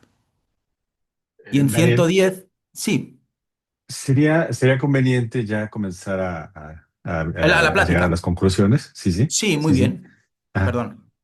Sí, sí, Eh, digamos ya para empezar a concluir Sí, la bien, charla. pues Sí, desde el punto por de favor. vista de la conclusión, me parece que en el marco de la doctrina ciceroniana hay que insertar también en la perspectiva de que el tipo de agente que opera no es el virtuoso, el modelo es el agente no ideal, ¿no? Es el que está en progreso. Em, y el modelo eudaimonista, que ese es el giro que yo creo que se da, no necesita de la reinterpretación. Es decir, la fórmula ciceroniana difiere sutil pero significativamente de la estrategia clásica aristotélica, ¿no? Yo creo que hay hilos o hay dos hilos, ¿no? Del modelo deliberativo que se presenta. Un primer hilo es el que es explícitamente eudaimonista y un segundo hilo es el que está estructurado de manera diferente. Porque no comienza con la pregunta de qué sirve a mi eudaimonía, sino desde la pregunta qué se debe a las comunidades de las cuales yo soy miembro, y particularmente a la república, ¿no? Al contexto social y político, ¿no? Entonces, como coda o implicaciones ya finales, que es lo último, la pregunta es, ¿cómo afecta el cuadro complejo en Cicerón a nuestra comprensión del autosacrificio? Que el desarrollo que él hace, apelando a razones externas distintas de ese autoamor, ¿cómo apela a la comprensión de un fenómeno como es el dar la vida por otros, ¿no? La respuesta depende de cuál hilo estemos siguiendo, si seguimos el primero, eudaimonista, o no. Si seguimos el segundo, entonces yo creo que el cuadro es diferente. Y se puede coherentemente decir que alguien muere por su patria de una forma que no se reduce a morir por el bien de lo noble. Eso creo que es el planteamiento ciceroniano. Morir por la patria o por la república es honrar a esa realidad y a esa reclamación externa. Si la lectura de este modo en el Cicerón es correcta, el de Ofici representa no simplemente una continuación refinada del eudaimonismo, sino una transformación más bien parcial de ese marco normativo. Cicerón preserva, creo que, vocabulario y compromisos teóricos del eudaimonismo, pero al mismo tiempo desarrolla recursos conceptuales que van un poquito más allá. Bien, con esto para cerrar y ya que siendo la hora, y agradezco, Edgar, la mención del tiempo porque lo interesante es lo que ustedes también puedan plantear. Y me he dejado cuestiones, pero el texto lo tengo todavía a medio armar y me interesa mucho lo que ustedes puedan decir. Muchísimas gracias. Muchas gracias, Daniel, por esta excelente y sugerente plática. Bueno, pues vamos a pasar ahora a las preguntas. Levanten sus manos. Sí, Paola, por favor. Ay, hola, buenas tardes. Hola, Este, Paola. Un gusto. tengo bien poquita voz, perdón, entonces, a ver si alcanzo. Me gusta mucho el análisis que haces de la valentía y cómo vas construyendo lo que llamas tensiones o paradojas entre esta idea de que tiene que ser teleológico para Aristóteles, pero a veces parece que hay otros fines por encima del actuar valiente, ¿no? Em, entonces, bueno, yo quiero sugerir em, que yo creo que sí hay un cálculo como dijiste, este cálculo instrumental en el ejemplo que Aristóteles pone como paradigma de donde se da la valentía, que no implica que la valentía sea instrumental. Y es que cuando tú estás haciendo el análisis, tú dices, eh, con esta comparación que el propio Aristóteles sugiere con la moderación, que parece que ser valiente significa resistir. O sea, no darse a la fuga, sino quedarse a Ujú, morir. Aunque la muerte no es atractiva, porque voy a perder mucho o todo, elijo perder los bienes, etcétera. Y entonces, dicho así, parece que ser valiente significa elegir morir. ujú, Y yo creo que el ejemplo que da Aristóteles nos obliga a pensar que, o sea, hacer énfasis en la acción y que el riesgo de morir es concesivo. Quiero decir lo siguiente, resistir en este contexto del ejemplo que da, que es el de la guerra, significa no quedarse a morir, sino quedarse a pelear, aunque me pueda morir. Entonces, ujú, lo que es valiente es quedarse a pelear. Y eso sí que tiene asociado este cálculo de cuál es el mejor modo de pelear, o sea, cuál es el que más contribuye a lo que se alcance a contribuir, pues, o sea, a ganar o a dilatar al enemigo o sea, sí, sí es un ejemplo, creo yo, que nos requiere esa especie de cálculo, pero entonces eso no hace que la valentía sea instrumental, sino la acción de pelear requiere ese cálculo instrumental, contribuyo lo máximo que puedo y entonces eso hace, aunque me pueda morir, por supuesto, y eso es lo que hace que sea valiente. Y una nota en esa dirección, este, que, que cuando Aristóteles, en la ética yo creo que no, pero en política, cuando habla de la polis, que es de la arete en la polis, que- él dice que tiene la misma estructura que para el individuo y tiene entonces los mismos elementos, que es la arete, lo calón y la eudaimonía. ujú, Entonces, digo, ahí ya, hasta allá no llego, no quiero sugerir hasta allá, pero podría ser que también el actuar valiente quiere decir, para el ejemplo que da, quiere ujú, decir morir por la patria, en ese sentido, ¿no? ujú. Esto último te digo, ya no lo sé, pero bueno, hasta ahí mi sugerencia. Muchas Bien, gracias. muchísimas gracias, Paula. Respecto de la segunda pregunta, me la tomo como propuesta para indagar, porque también desconozco hasta qué punto creo que está abierta más bien la interpretación, y en ese sentido sugería cuando mencionaba el pasaje del telos, ¿no? A que apunta al fin y el hecho de referir al autocalón sin hacerse explícito, ¿no? la consecuencia o lo que se deriva de hacer eso por la razón misma de que es lo que es valiente.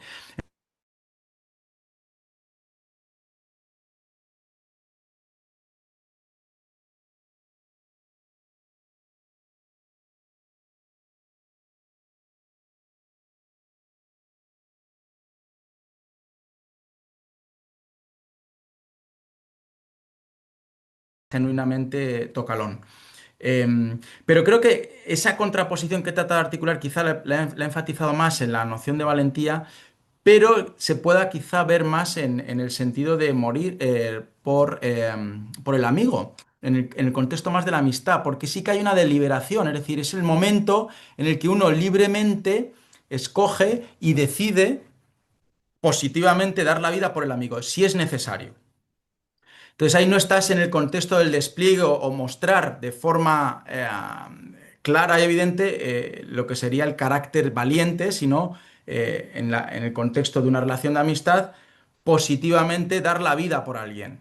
Y entonces ahí es el punto de tensión quizá más crítico, es decir, si se asume en la base de que la vida es un gran bien o el máximo bien, y también en el plano del ejercicio mismo de una vida está condicionada a nivel virtuoso de estar vivo, o sea, es como un presupuesto que limita, al menos conceptualmente, lo que se entiende por lo noble, ¿no? ¿A qué apunta ese dar? Entonces, si es por sí mismo lo noble y eso justifica el rendimiento de la eudaimonía o el modelo eudemonista, entonces encaja, yo creo que el tipo de exposición a la luz de la reinterpretación o la estrategia de reinterpretación. Si no aceptamos eso, creo que en Aristóteles hay cierta tensión en este tipo de casos. Quizá más que en el de la valentía, en el de la amistad, en 9.8. Creo que hay algún pasaje y algún texto que tengo en el handout donde precisamente dice, si es el caso, daría la vida. Y ahí no estás en un contexto en el que tienes que quedarte a pelear por un contexto meramente militar, sino que voluntariamente. En ética es cuando se habla de actos supererogatorios, ¿no? Ejemplares, modelizantes, ¿no? Que van más allá de lo exigido, por una razón. Pero me voy a tomar ese aspecto para revisarlo desde la perspectiva que me ha interesado mucho de quedarse a pelear, no concediendo esa instrumentalización que yo mencionaba, ¿no? Negativa, pero incorporando el sentido de que puede, al quedarse uno, introducir pragmáticamente, ¿no? Efectos positivos, ¿no? Aunque dando la vida al final. Una última cosita me faltó, que es Política 7, Ah, eh, gracias, eso sí. donde, Política donde 7. hace, donde hace, o sea, esa es la pregunta de Política 7, ¿no? Si las características son las mismas, si la estructura es la misma. Exactamente, sí, claro. Política 7, ya, gracias. Fantástico. Muchísimas gracias. Muchas gracias, Paula. Leonardo, por favor. Daniel, muchas gracias por tu explicación. Ha estado maravillosa, ha estado tremendamente sugerente. De antemano, te pido una disculpa si las preguntas que te voy a hacer, voy a tratar de ser breve para dar espacio a otras personas. Remiten algo que has dicho antes. Lo que pasa es que mi conexión ha estado fallando un montón Ujú. y te he perdido en varios momentos de tu exposición. Mira, mi primera pregunta. eh, Tiene que ver con lo siguiente. ¿Tú crees que hacemos bien en sostener una lectura, digámoslo así, cuasi hedonista en Aristóteles, según la cual todo lo que hacemos los seres humanos lo hacemos porque lo consideramos placentero? Es decir, es que tú con total tino, a mi parecer, señalabas la tensión entre la idea de que todo lo que hace el virtuoso lo hace porque le parece placentero, pero la idea de que el valiente al sacrificar la vida o al guerrear en la guerra, pues Ujú. va a experimentar un dolor. Pero mi pregunta es, ¿no podemos pensar que incluso la acción del valiente guerreando o incluso muriendo por su país es una acción placentera si nosotros tenemos en cuenta esta división básica de los deseos aristotélicos, es decir, en donde hay un dolor del valiente en su cuerpo, y en ese sentido sería un dolor que le remite a la epitimía, ¿no? Su epitimía Ujú. le impulsa a sentirse bien del cuerpo, pero está sintiendo un placer, porque es un placer que proviene desde su búlesis, es decir, la idea de buscar el bienestar, que no es un bienestar nada más individual, sino también comunitario, Y entonces, sí, de acuerdo, me está doliendo el cuerpo, me están doliendo las heridas, estoy sintiendo un miedo que incluso se expresa en el cuerpo porque me tiemblan las piernas, pero estoy sintiendo un placer enorme porque estoy cumpliendo con mi bulesis, estoy cumpliendo con mi deseo racional o mi anhelo, como tú lo quieras traducir, que es el de buscar un bien mayor que tiene que ver con un bienestar que no es solo individual, que era una idea maravillosa de las que mencionabas, sino que va inmediatamente e inexorablemente ligado con un bienestar comunitario. Y mi segunda pregunta es un poco ir como se dice en México, a tu mero mole, es decir, al tema de tus obsesiones, al tema por el cual seguramente has tenido que pagar muchas terapias, y es el tema de la oikeiosis, es decir, esta idea de que esta comprensión que tú hacías del autosacrificio como una forma de sano egoísmo, de sana filautía, de sano mirar por sí mismo, al mirar por sí mismo sin perder de vista a los demás, sin perder de vista a la comunidad, ¿qué tanto tú crees que se podría entender en términos estoicos de oikeiosis, ¿no? De este paso de mirar por mí y solo desde mi perspectiva más individual, más egoísta, para mirar como de un todo mucho más importante, en donde pues yo debo un poco incluso sacrificarme, si es el caso, por este cuerpo. Muchas gracias, Daniel, por tu posición. Bien, muchísimas gracias, Leonardo. La segunda pregunta se me ha entrecortado, no sé si es debido a mi conexión o a la tuya. En relación a la lectura cuasi hedonista de Aristóteles. No, yo no estoy proponiendo una lectura en ningún caso hedonista. Creo que el papel del placer exige un tratamiento en diferentes planos y el punto en el que yo mencionaba la tensión en relación con la valentía tiene que ver con el propio concepto de virtud que Aristóteles maneja en los primeros libros de Ética Nicómaco y a tenor de lo que es la experiencia misma del ser virtuoso, ¿no? O el despliegue, ¿no? de esa hexis, ¿no? Ese estado habitual. Eh, y al obrar en la acción y hacer algo por lo noble, se deriva o se siente un placer. Pero paradójicamente, en un acto de valentía, se asume, ¿no? A nivel performativo, en la propia acción, de una forma clara, el dolor, como no aparece en otro tipo de acciones virtuosas, bajo el sentido de placer que opera en todas las... Entonces, esa es la tensión que yo he querido analogar o extrapolar al tema de la incontinencia. Es decir, hay un conflicto interior en la base, no sé en qué nivel, si uno atiende a la dimensión más, a la volitiva, podríamos decir, ¿no? De los tipos de deseos, si el placer estaría del lado de la epicimia, en un sentido, pero al mismo tiempo hay otro sentido de placer que está operando más bien del lado del racional. Y por lo tanto, simplemente con distinguir esos dos planos, uno que sería el placer que acompaña fisiológicamente, podríamos decir, ¿no? Más irracional, y otro que es más racional, entonces eso no generaría esa tensión, permitiríamos dar cabida a esa dualidad de placer y dolor sobre la base de que el placer en un sentido es distinto al placer en otro sentido, racional. Y el racional viene derivado de la propia acción valiente, ¿no? Del que es virtuoso. Entonces creo que esa distinción se puede hacer y el texto no creo que lo impida, ¿no? Y la propia doctrina del placer aristotélica creo que siendo muy rica, en este caso puede hacer justicia. Eh, la cuestión de la oikeiosis, es que no sé si la he entendido bien la pregunta, si me la puedes reformular, porque creo que has comentado, y se me ha quedado a mitad, ¿no? Es decir, que hay una... Sí, sí, te digo que seguramente es mi conexión. Mira, muy básicamente es esta idea que tú proponías del autosacrificio como una forma de sano egoísmo, de sana Ujú. filautía, de sano mirar por sí mismo, al mirar por sí mismo, sin perder de vista nunca a los demás, a la comunidad.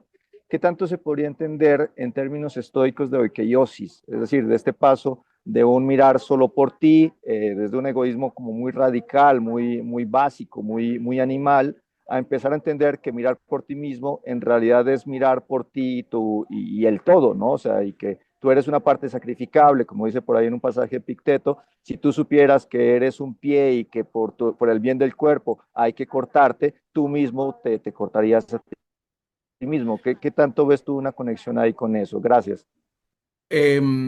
Claro, yo creo que la doctrina estoica se presuponen también elementos de carácter más sistémico, ¿no? Del estoicismo, para poder hablar en términos de ese punto de vista, ¿no? Más bien universal, en el caso que sugieres de Epicteto, y una perspectiva cosmológica fuertemente, ¿no? Anclada en lo que significa el sentido fuerte de una felicidad o una moralidad. Desde el punto de vista del giro que supone en un contexto ya más bien social, político, ¿no? Como fundante en origen en un principio de autoconservación, ¿no? Que revierte sobre el autointerés o egoísta, ¿no? De satisfacer las condiciones básicas en primera instancia de supervivencia, hacia un horizonte más abierto socialmente y que permita articular sentidos ya morales de lo justo, por ejemplo, de lo debido y de atender a exigencias externas. Creo que el modelo aristotélico no se puede conectar o se podría trabajar, pero no creo que desde el punto de vista del texto sea claro. En el caso de Cicerón, creo que también hay que distinguir que Cicerón no es un estoico, se nutre, ¿no? Del pensamiento estoico y nos ayuda a entender. Yo creo que, por ejemplo, el pasaje de Finibus 3, 21, 20-21, ¿no? Ese despliegue inicial y luego el proceso, ¿no? de los actos apropiados y los principios que llama de conveniencia, ¿no? De esa traducción de la homología está operando en su planteamiento, pero desde el punto de vista de la exposición que yo he trazado hoy, centrándome en De Officis de Cicerón, encuentro que hay una respuesta a un ordenamiento social, político, claramente romano, donde las instancias de carácter, digamos, normativo, operan desde una perspectiva que fija lo debido no solo en la perspectiva individual de la gente, sino yo siendo agente dentro de un contexto político que me exige razones que van más allá de intereses que yo pueda tener en primera instancia. Todo el tratamiento que en el libro 1 de Officis Cicerón hace en términos de esa convergencia de que lo honesto siempre es útil y que lo útil no puede ser sino honesto, en el fondo es esa convergencia que aparece también en un modelo como la República de Platón, de que para ser feliz la única manera que tenemos es ser justos, ¿no? O que la justicia nos lleva a la felicidad. Yo creo que el modelo aristotélico también, y ese es el marco más genérico del eudaimonismo. ¿Hasta qué punto eso es expresión de un modelo como la oikeiosis? Creo que el de Ofici de Cicerón no está la respuesta. Yo creo que hay que hacer una reconstrucción a la luz de otros textos y pasajes, no propiamente ese texto. Es lo que diría, me parece, en relación a la cuestión, aunque no sé si respondo a... Sí, claro que sí. Mil gracias, Daniel, por tu respuesta. a ti. Gracias. Elizabeth. Sí, gracias, Edgar, y felicidades por la exposición, profesor, muy claro y interesante todo este tema de la valentía. Bueno, yo tengo básicamente dos preguntas. La primera es la relacionada con el tema de cómo se definiría o tal vez faltaría explicar un poco más qué se entendería por autosacrificio. Em, si, por ejemplo, esta definición totalmente excluiría todo tipo de ganancia o todo tipo de bien, Ujú. porque sería pues justamente como una anulación del yo, una cosa así, ¿no? Que yo creo que esto en los sistemas platónico-aristotélico no, yo pienso que quedarían fuera del horizonte porque básicamente pues siempre se busca un bien, ¿no? A no ser que sea la misma anulación del bien, pero eso equivaldría pues a no pensar en la eudaimonía, ¿no? Entonces, no sé si eso, digamos, tenga como tal un valor ético o dentro del sistema aristotélico, entendido así como la anulación de todo bien y del yo y del propio yo, a partir también de lo que usted nos ha comentado, que pues Aristóteles al contrario, ¿no? Hablaba de que era inclusive en los actos del valiente, el propio valiente se beneficia a sí mismo, ¿no? Entonces, esa sería una pregunta. Y la otra, no sé su parecer o si usted tenga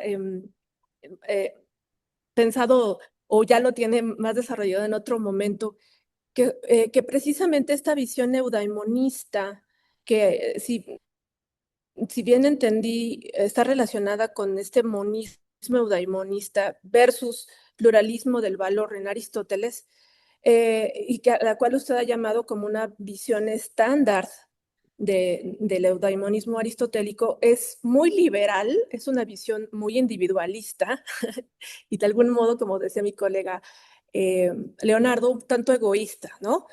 Que yo no estoy de acuerdo del todo con esto en Aristóteles. Yo creo que también hay algunos autores que defenderían más una visión comunitarista, social, política, del bien como entendido como eudaimonía, en donde pues prácticamente dice Aristóteles en el libro 1, capítulo 2, ¿no? El bien humano, el bien esto, digamos, creo que nos abriría muchísimo más apertura a, pues, a este tipo de actuaciones valientes, aunque quizá no un autosacrificio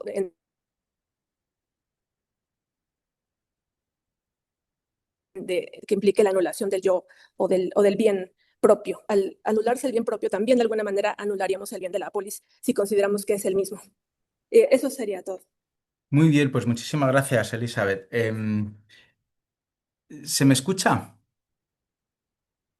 Sí, es que he Sí, sí, perdido. sí. Sí, sí. Me aparece la imagen de Elizabeth como hablando en silencio, sin escucharla. No sé si se ha quedado como fija. Bien. En relación a la pregunta por explicar el autosacrificio, yo había marcado, tenía en el texto, porque quizá era una de las previsibles, el modo en que yo entendía o lo característico del autosacrificio, ¿no? Y es verlo bajo la perspectiva de que la gente es consciente siempre de la existencia de una alternativa, consciente de la existencia de una alternativa que promovería en mayor medida sus propios intereses. Y pese a ello, teniendo conocimiento de esa alternativa, pese a ello, opta por un curso de acción que es más costoso y dañino para sí respecto de lo que es su propia vida, en el sentido vital, ¿no? De estar vivo, ¿no? Entonces, de manera deliberada, deja de lado una opción que sería mejor para él con el propósito de servir a otra instancia normativa. Un valor, una persona, una comunidad, un contexto de otra naturaleza. Entonces, desde el punto de vista del autosacrificio, esa tensión me parece que es clara. Si uno abre la posibilidad de alternativas, obviamente en el momento en que uno no está el agente en claro respecto de la información, o confunde, o está autoengañado de qué es la posibilidad real que se le abre, pues quizá no haya un autosacrificio pleno, ¿no? Puede obrar como dando la vida por otros, pero por la razón equivocada y tampoco estaría actuando de forma plena. Como cuando decía el caso de la valentía, uno puede obrar como valientemente o con arreglo a un talante valiente, pero no siendo valiente, porque la razón bajo la cual toma la decisión de quedarse, por ejemplo, en la retaguardia o salir a la batalla es por el miedo, el temor, la vergüenza, lo que sea, ¿no? Entonces, creo que ese podría ser un contexto, un horizonte en el que se abra un poco o sea, un poco más claro el sentido de autosacrificio en la manera en que lo he presentado. Lo de la anulación del yo no sé hasta qué punto, eh, porque no sé no sé si termino de entender el tipo de problema que hay con la anulación del yo, porque lo que es anular el yo creo que es que la gente muere, pero desde el punto de vista del significado que tiene ese acto para el agente que toma la decisión, eh, eh, no sé si lo diría en términos de anulación del yo. Tendría que pensarlo, pero la pregunta me da que pensar para sobre todo redefinir el alcance que tiene una definición que condicione el discurso sobre el autosacrificio y sobre todo la valentía, ¿no? Porque al final lo articulo como un poco en cadena y eso quizá tenga que revisarlo y en ese sentido agradezco mucho la pregunta. Y la otra cuestión, si no he entendido mal, tiene que ver con la tensión que yo he abierto entre monismo y pluralismo del valor en el planteamiento aristotélico que yo he tratado de trazar. Y he hablado algo así como de una visión estándar que iría más quizá del lado del monismo, ¿no? Porque he entendido que el eudaimonismo tiene tres notas que lo hacen característico, ¿no? O reconocible.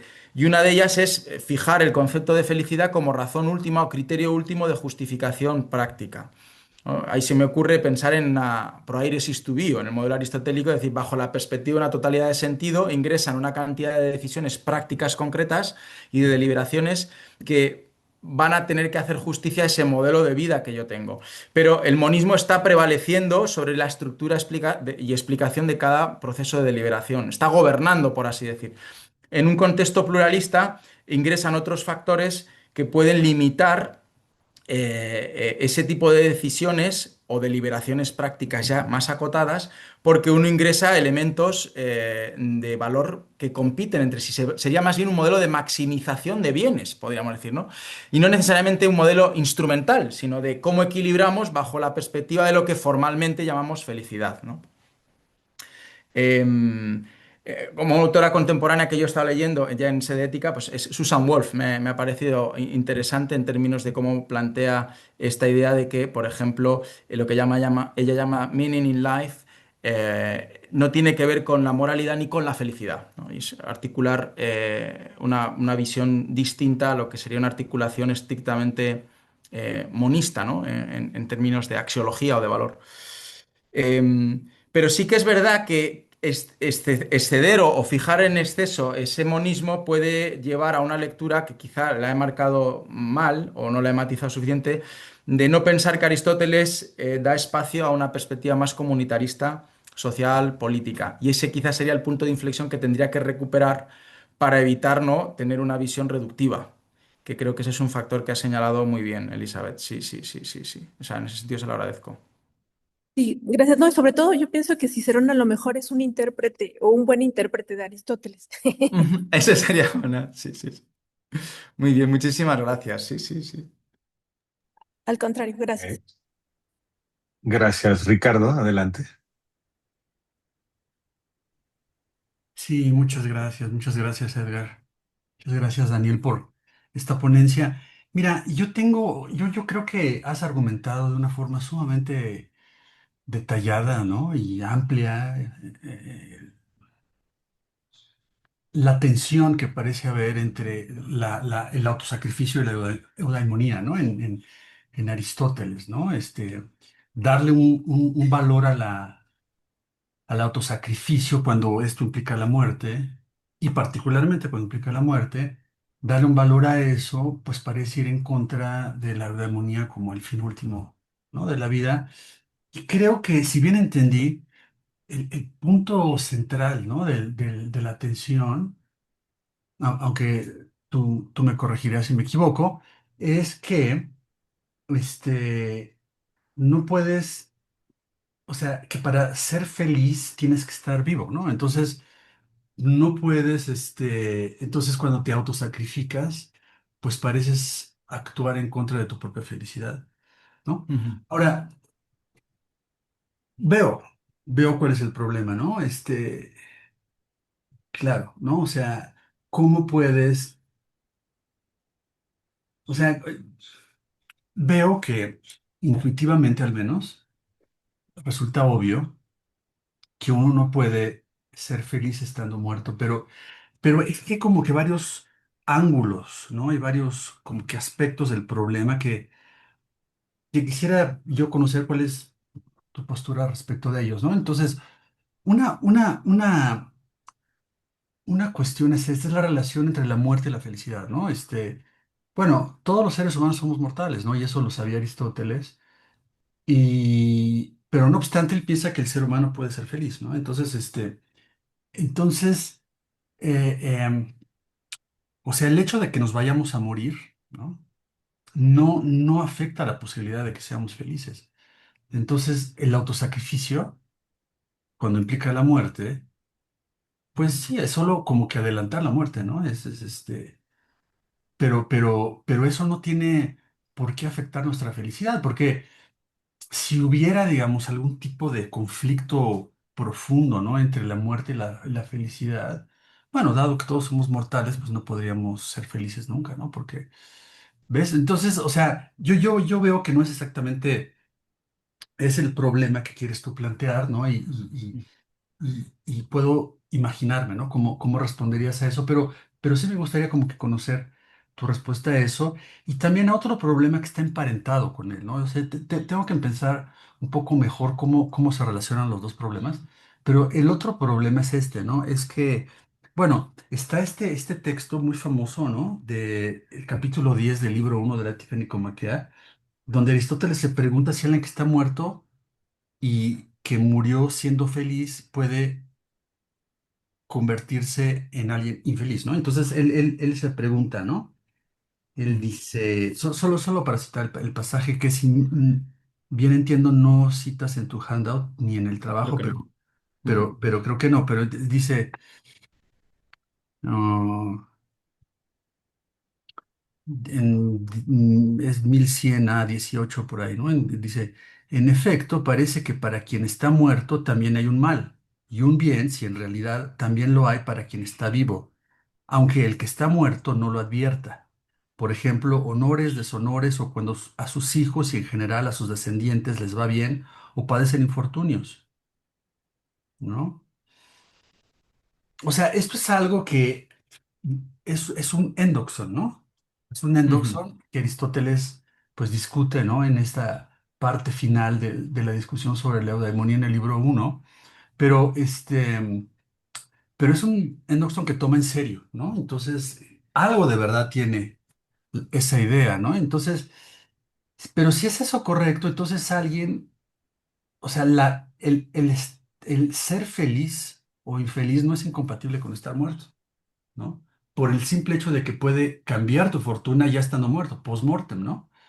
Por ejemplo, alguien que, bueno, que tuvo una vida ejemplar, ¿no? Etcétera, etcétera, pero finalmente se descubre que sus obras, sus acciones se usaron para fines, para genocidios y para cosas así. Entonces, uno como que puede considerar, bueno, pues esta persona a la que pues consideramos ejemplar, ¿no? Un sabio, etcétera, pues no lo es tanto, ¿no? Entonces, ¿sabes? Este Ujú. tipo de situaciones entonces, ¿cuál es, según tú, la postura de Aristóteles en ese capítulo 10 del libro primero de la Ética Nicomaquea respecto de este problema particular y cómo esto afecta, ¿no? Tu argumento? Y luego, si me permites, tengo una tercera pregunta que no se relaciona con esto. Es muy rápida, ¿no? Es algo que siempre me ha costado un trabajo infinito entender. Es la cuestión de la valentía, ¿no? Pero en general de la virtud como un término medio entre dos extremos, ¿no? Entonces, el ejemplo de la valentía es muy interesante. Porque como bien dices, el valiente de Aristóteles o la persona valiente de Aristóteles siente miedo, ¿no? O Ujú. sea, esa es la diferencia entre esa persona el, el, ¿cómo se llama? La persona que va al peligro, Temerario. el temerario, exacto, ¿no? Esa es la diferencia entre el valiente y el temerario. Entonces, él siente miedo, ella siente miedo, pero el análisis que tú propusiste, que es muy, muy, muy común, ¿no? Y que es el muy razonable a primera vista, es ¿no? Es que, bueno, lo que pasa con el valiente es que es un éncrates, ¿no? O sea, es un continente, ¿no? Ujú. En donde él siente miedo, pero logra sobreponer ese miedo y el deseo de huir con un deseo más fuerte de actuar, ¿no? Entonces hay una especie de conflicto en su alma pero como él es continente, entonces hace lo correcto, que es enfrentar el peligro. Ahora, sí, sí, sí, veo, sí, o sea, es como yo mismo, en primera instancia, pues analizaría el tema, ¿no? Pero el problema con eso es el siguiente, es que la diferencia entre un sabio, ¿no? Entre el frónimos y el encrates, es que en el Frónimos no hay un conflicto entre deseos, ¿no? Sino que todos sus, Ujú. sus deseos están alineados al bien, ¿no? Entonces él solo siente el placer en las cosas buenas y así, ¿no? Entonces, o sea, no hay ningún tipo de conflicto, ¿no? Y es por eso que es Frónimos, ¿no? Entonces, pero si es así y ser valiente implica un conflicto interno, parecería que el Frónimos no puede ser valiente, porque entonces, o sea, no se dan las condiciones para la valentía, puesto que no hay un conflicto que superar, ¿sabes? Entonces, Ujú. ¿cómo encajarían estas dos partes de la teoría de la virtud de Aristóteles, según tú, Dani? Pero gracias, ¿eh? O sea, No, fantástico, Ricardo. La verdad es que agradezco mucho las observaciones pertinentes, como siempre, y en el sentido preciso para forzarme más en pensar cómo poder desarrollar algunas cuestiones que todavía las tengo muy, muy poco claras, ¿no? En relación a este último aspecto, sí que es verdad que he estado muy confuso al leer los pasajes porque lo que más me sorprendía era todo el tema de lo que antes se hablaba con Leonardo, ¿no? Del placer y el dolor, cómo ingresan dentro del fenómeno de la valentía y no atendía tanto al fenómeno de la encratella, ¿no? De la incontinencia, de la continencia y de la conexión que, por otro lado, he hecho, que es esa relación o contraste, ¿no? Con la plenitud de la virtud, ¿no? Que el caso del frónimo se expresa y donde no hay, efectivamente, hay una alineación y una armonía entre lo que dicta la razón y la motivación propuesta, ¿no? Por, digamos, la dimensión holéctica, ¿no? Y hay una adecuación. Y esa es una dificultad que tendría que revisar desde el punto de vista del argumentario que he planteado, porque creo que es un punto débil, sin duda. O sea, yo creo que ese lo es, ¿no? Eh, Tendría que revisar, sobre todo el libro séptimo de Nuevo Ética Nicómaco, a ver si me ilumina un poquito más, porque recientemente hemos estado con alumnos discutiendo todas esas figuras, ¿no? Caracteres del el hombre, la figura crática, ¿no? El vicioso, el virtuoso, pero no había conectado la virtud de la valentía en estos contextos. Entonces, ahora al verla, es evidente que hay que establecer algún tipo de transición desde el punto de vista fenomenológico o de lo que es la experiencia misma del valiente en la acción de batalla, con esta, digamos, conceptualización del ser virtuoso que representa el Frónimos. Y ahora mismo no tendría una respuesta clara, ¿no? Pero sí me hace pensar. Entonces, esa no sería ahora mismo una cuestión que estuviera en condiciones de decir, ¿por qué? ¿Qué diferencia hay? Pues la diferencia creo que es la sensación que experimenta, y esa es la peculiaridad que trataba de marcar, es decir, señalar que la virtud de la valentía tiene un aspecto peculiar, primero porque afronta el límite máximo que es el estar cerca de la muerte, y eso genera unas sensaciones internas que pueden violentar, ¿no? O constreñir esa naturalidad para hacer o afrontar lo debido. ¿No? Y en ese nivel de tensión creo que se manifiesta cualquier otro tipo de virtud, porque la virtud precisamente se da en contextos donde no es fácil dar la solución, ¿no? Pero en este caso tendría que dar la vuelta. En conexión con la primera pregunta, que quizá esto nos lleva, ¿no? El sentido de no es necesario, o más bien, la relación entre muerte y felicidad, ¿no? Eh,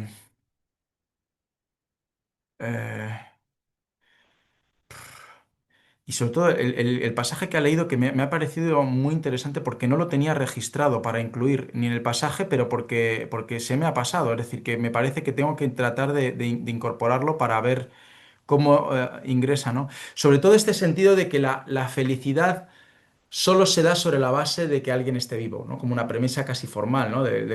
Forma parte, es una actividad del alma, es actividad, es vida. Entonces, la muerte es como lógicamente el término real de la posibilidad misma de ser feliz. Pero más allá de esa limitación, que parece que es teórica, conceptual, el hecho consabido es que todos nos vamos a morir. Entonces, claro, lo interesante es que desde el punto de vista del acto de autosacrificio nos estaríamos simplemente moviendo en un terreno donde la gente toma en primera persona, digamos, el acabar con su vida de una forma diferente a que le pueda acontecer de una forma natural, ¿no? Entonces, quizás sería interesante explorar en qué medida el rango de incertidumbre genera una cierta tensión respecto de lo que puede ser el toma. Pienso ahora más en un modelo de racionalidad práctica, ¿no? De agencia del sujeto en términos de lo que significa actuar bajo la premisa de tomar la vida en término o la muerte de forma voluntaria y no bajo la perspectiva de que algo me pueda acontecer sabiendo que yo voy a morir. Creo que el nivel de tensión está ahí, es decir, que la muerte no es el problema para explicar este fenómeno, sino el modo en que la tensión que se genera desde el punto de vista de que yo voluntariamente pongo fin a lo que es condición de posibilidad de ser feliz, al menos en un nivel formal. Y por ahí tendría que quizá introducir el texto y leerlo a la luz de esa tensión, que me parece muy interesante. Sí, sí, sí, sí. Y Gracias. pues muchas gracias, Ricardo. Gracias, de verdad, de verdad. Gracias. Gracias, Fabio.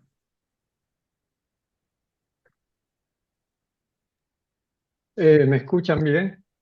Sí, Sí, Hola a todos. Muchas gracias por la presentación, muy, muy clara, muy interesante, sobre todo el análisis del,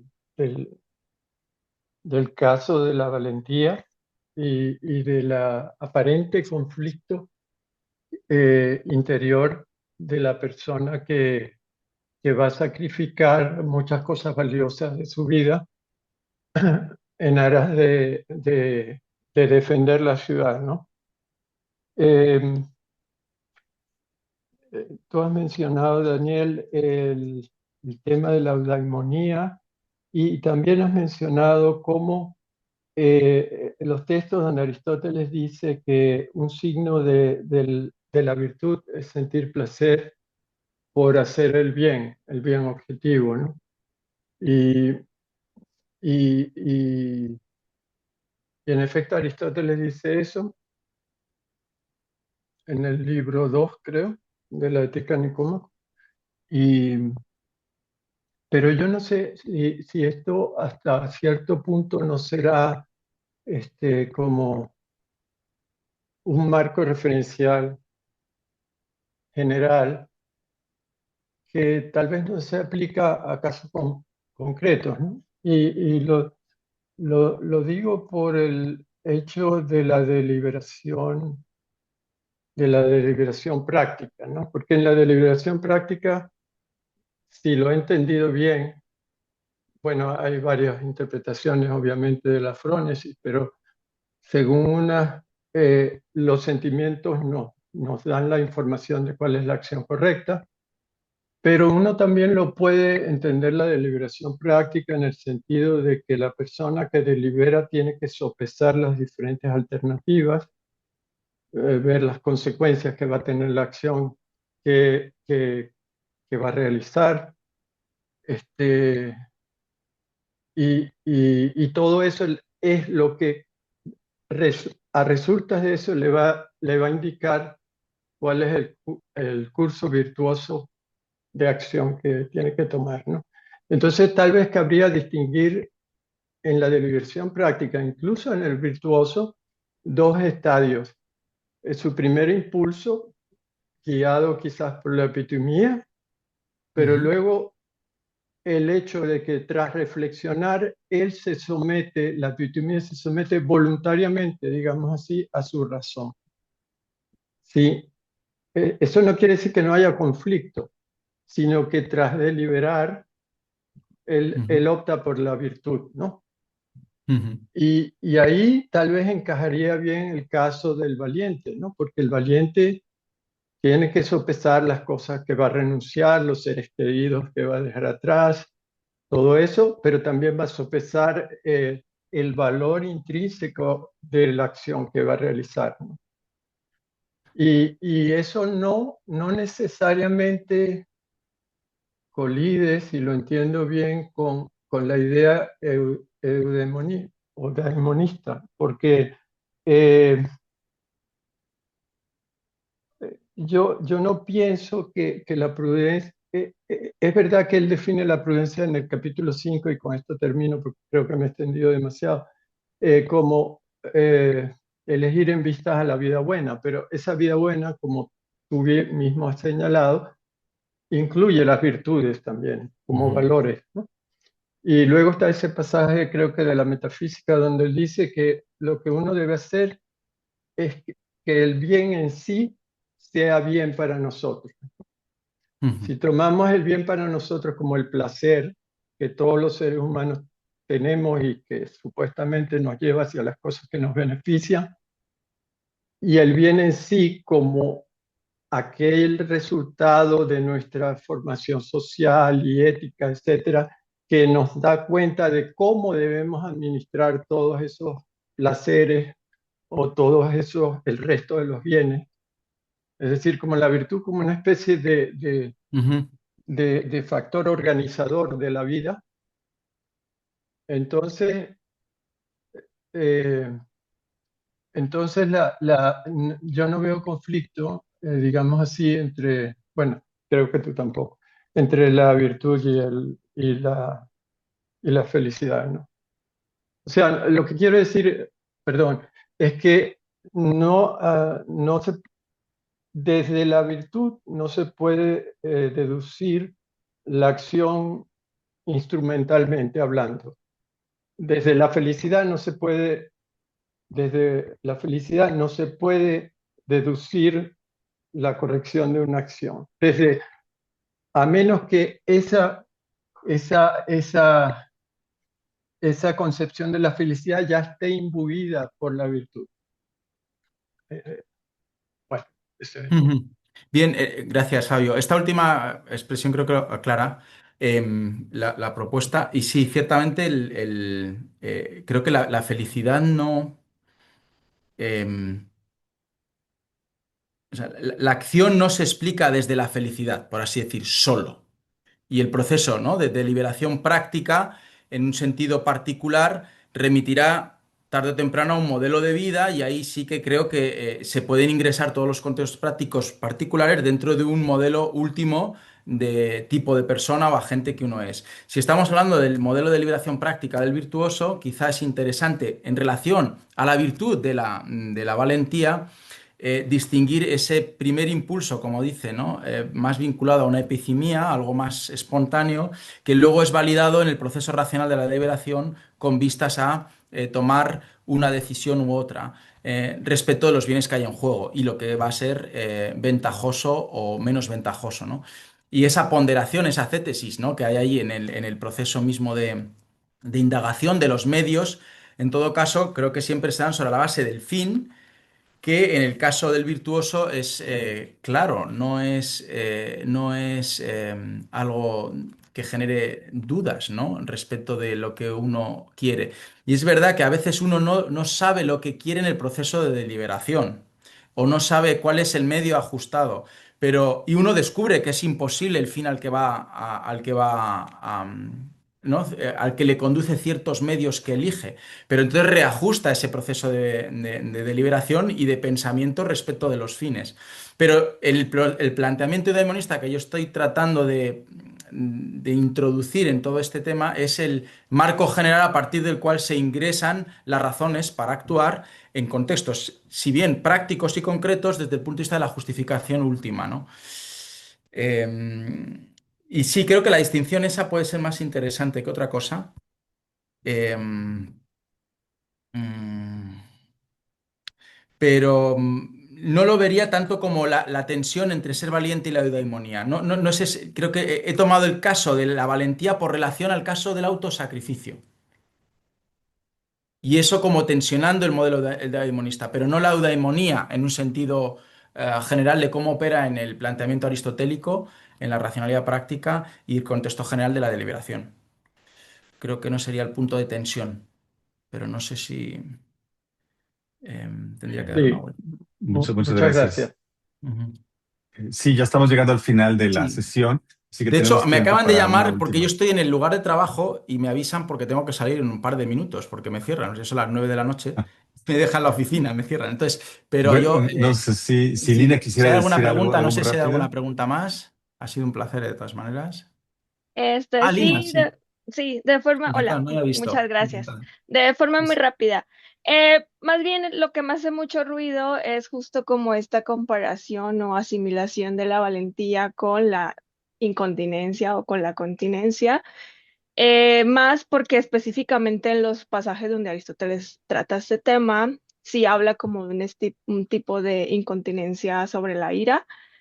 y dice que como que esa no es una incontinencia y de hecho restringe el caso de la continencia y la continencia específicamente a placeres del tacto y del gusto, o sea, en este caso Ujú. como a la epitimia como tal, y si bien sí veo como la tensión que habría, digamos, en el caso de la persona valiente, me parece como muy extraño es esta asimilación a, pues, a la continencia, ¿no? O sea, que sería, o sea, entonces el valiente ya no sería como una persona virtuosa, sino que porque siente miedo, estaría más bien como del lado así como el continente de, bueno, tiene apetitos viles y excesivos, pero no lo sigue, no sé, más bien, era como nada más eso que me hacía como Sí, bastante un ruido. poco en la línea de lo que he comentado a algunos de los participantes, quizá primero tengo que ajustar la relación de la continencia y la frónesis, ¿no? Que es lo que comentaba Ricardo. Yo creo que el pasaje en el que la valentía ingresa como virtud peculiar, que es lo que he tratado de rescatar, no basta con decir la peculiaridad que supone porque está vinculada a un momento de peligro o de cercanía a la posible muerte, ¿no? La vida pende de un hilo. Y eso no justificaría la relación con la continencia. Creo que tengo que reajustar más ese aspecto. Es el punto de conexión que yo he establecido, pero como digo, tendría que reevaluar más y mejor, es todo el tema de la psicología interna que hay en el sentido, por un lado, del placer y el dolor, y el afrontar el conflicto interno respecto del balance en el proceso deliberativo a la hora de establecer una decisión. Pero claro, en la medida en que uno es valiente y es virtuoso valiente verdaderamente, no hay una deliberación de conflicto, porque eso es lo que presupone toda virtud aristotélica. Es decir, hay una coherencia interna entre el fin perseguido, los medios y el deseo, y un ajuste natural, espontáneo de acción recta. Pero tengo que darle vueltas. Es que realmente agradezco la observación, sobre todo la conexión con la ira, porque estaba leyendo recientemente de la ira en Séneca, también en retórica, en Aristóteles, y aquí en Ética Nicomaco hay un pasaje que está precisamente vinculado. Entonces tengo que explorar esto que comenta de la epicimia, porque me parece que puede ser muy interesante para introducir pues, esa dimensión psicológica que opera en la base de esta tensión, que sigo viéndola como tensión, pero que quizás se deba redescribir o se pueda reescribir de otra manera. Bueno, pues muchas gracias. Terminamos la sesión a tiempo y quisiera agradecerle a Daniel por esta magnífica conferencia. Muchísimas gracias a todos ustedes y ha sido un placer. Espero poder volverles a encontrar físicamente o de manera remota. Un placer. Muchísimas gracias. Muchas gracias. Gracias, Daniel, que estés muy bien y que puedas salir de la universidad. Gracias, gracias. Hasta Gracias. luego. Adiós, sí, Hasta eso luego. será muy Bye. Hasta luego.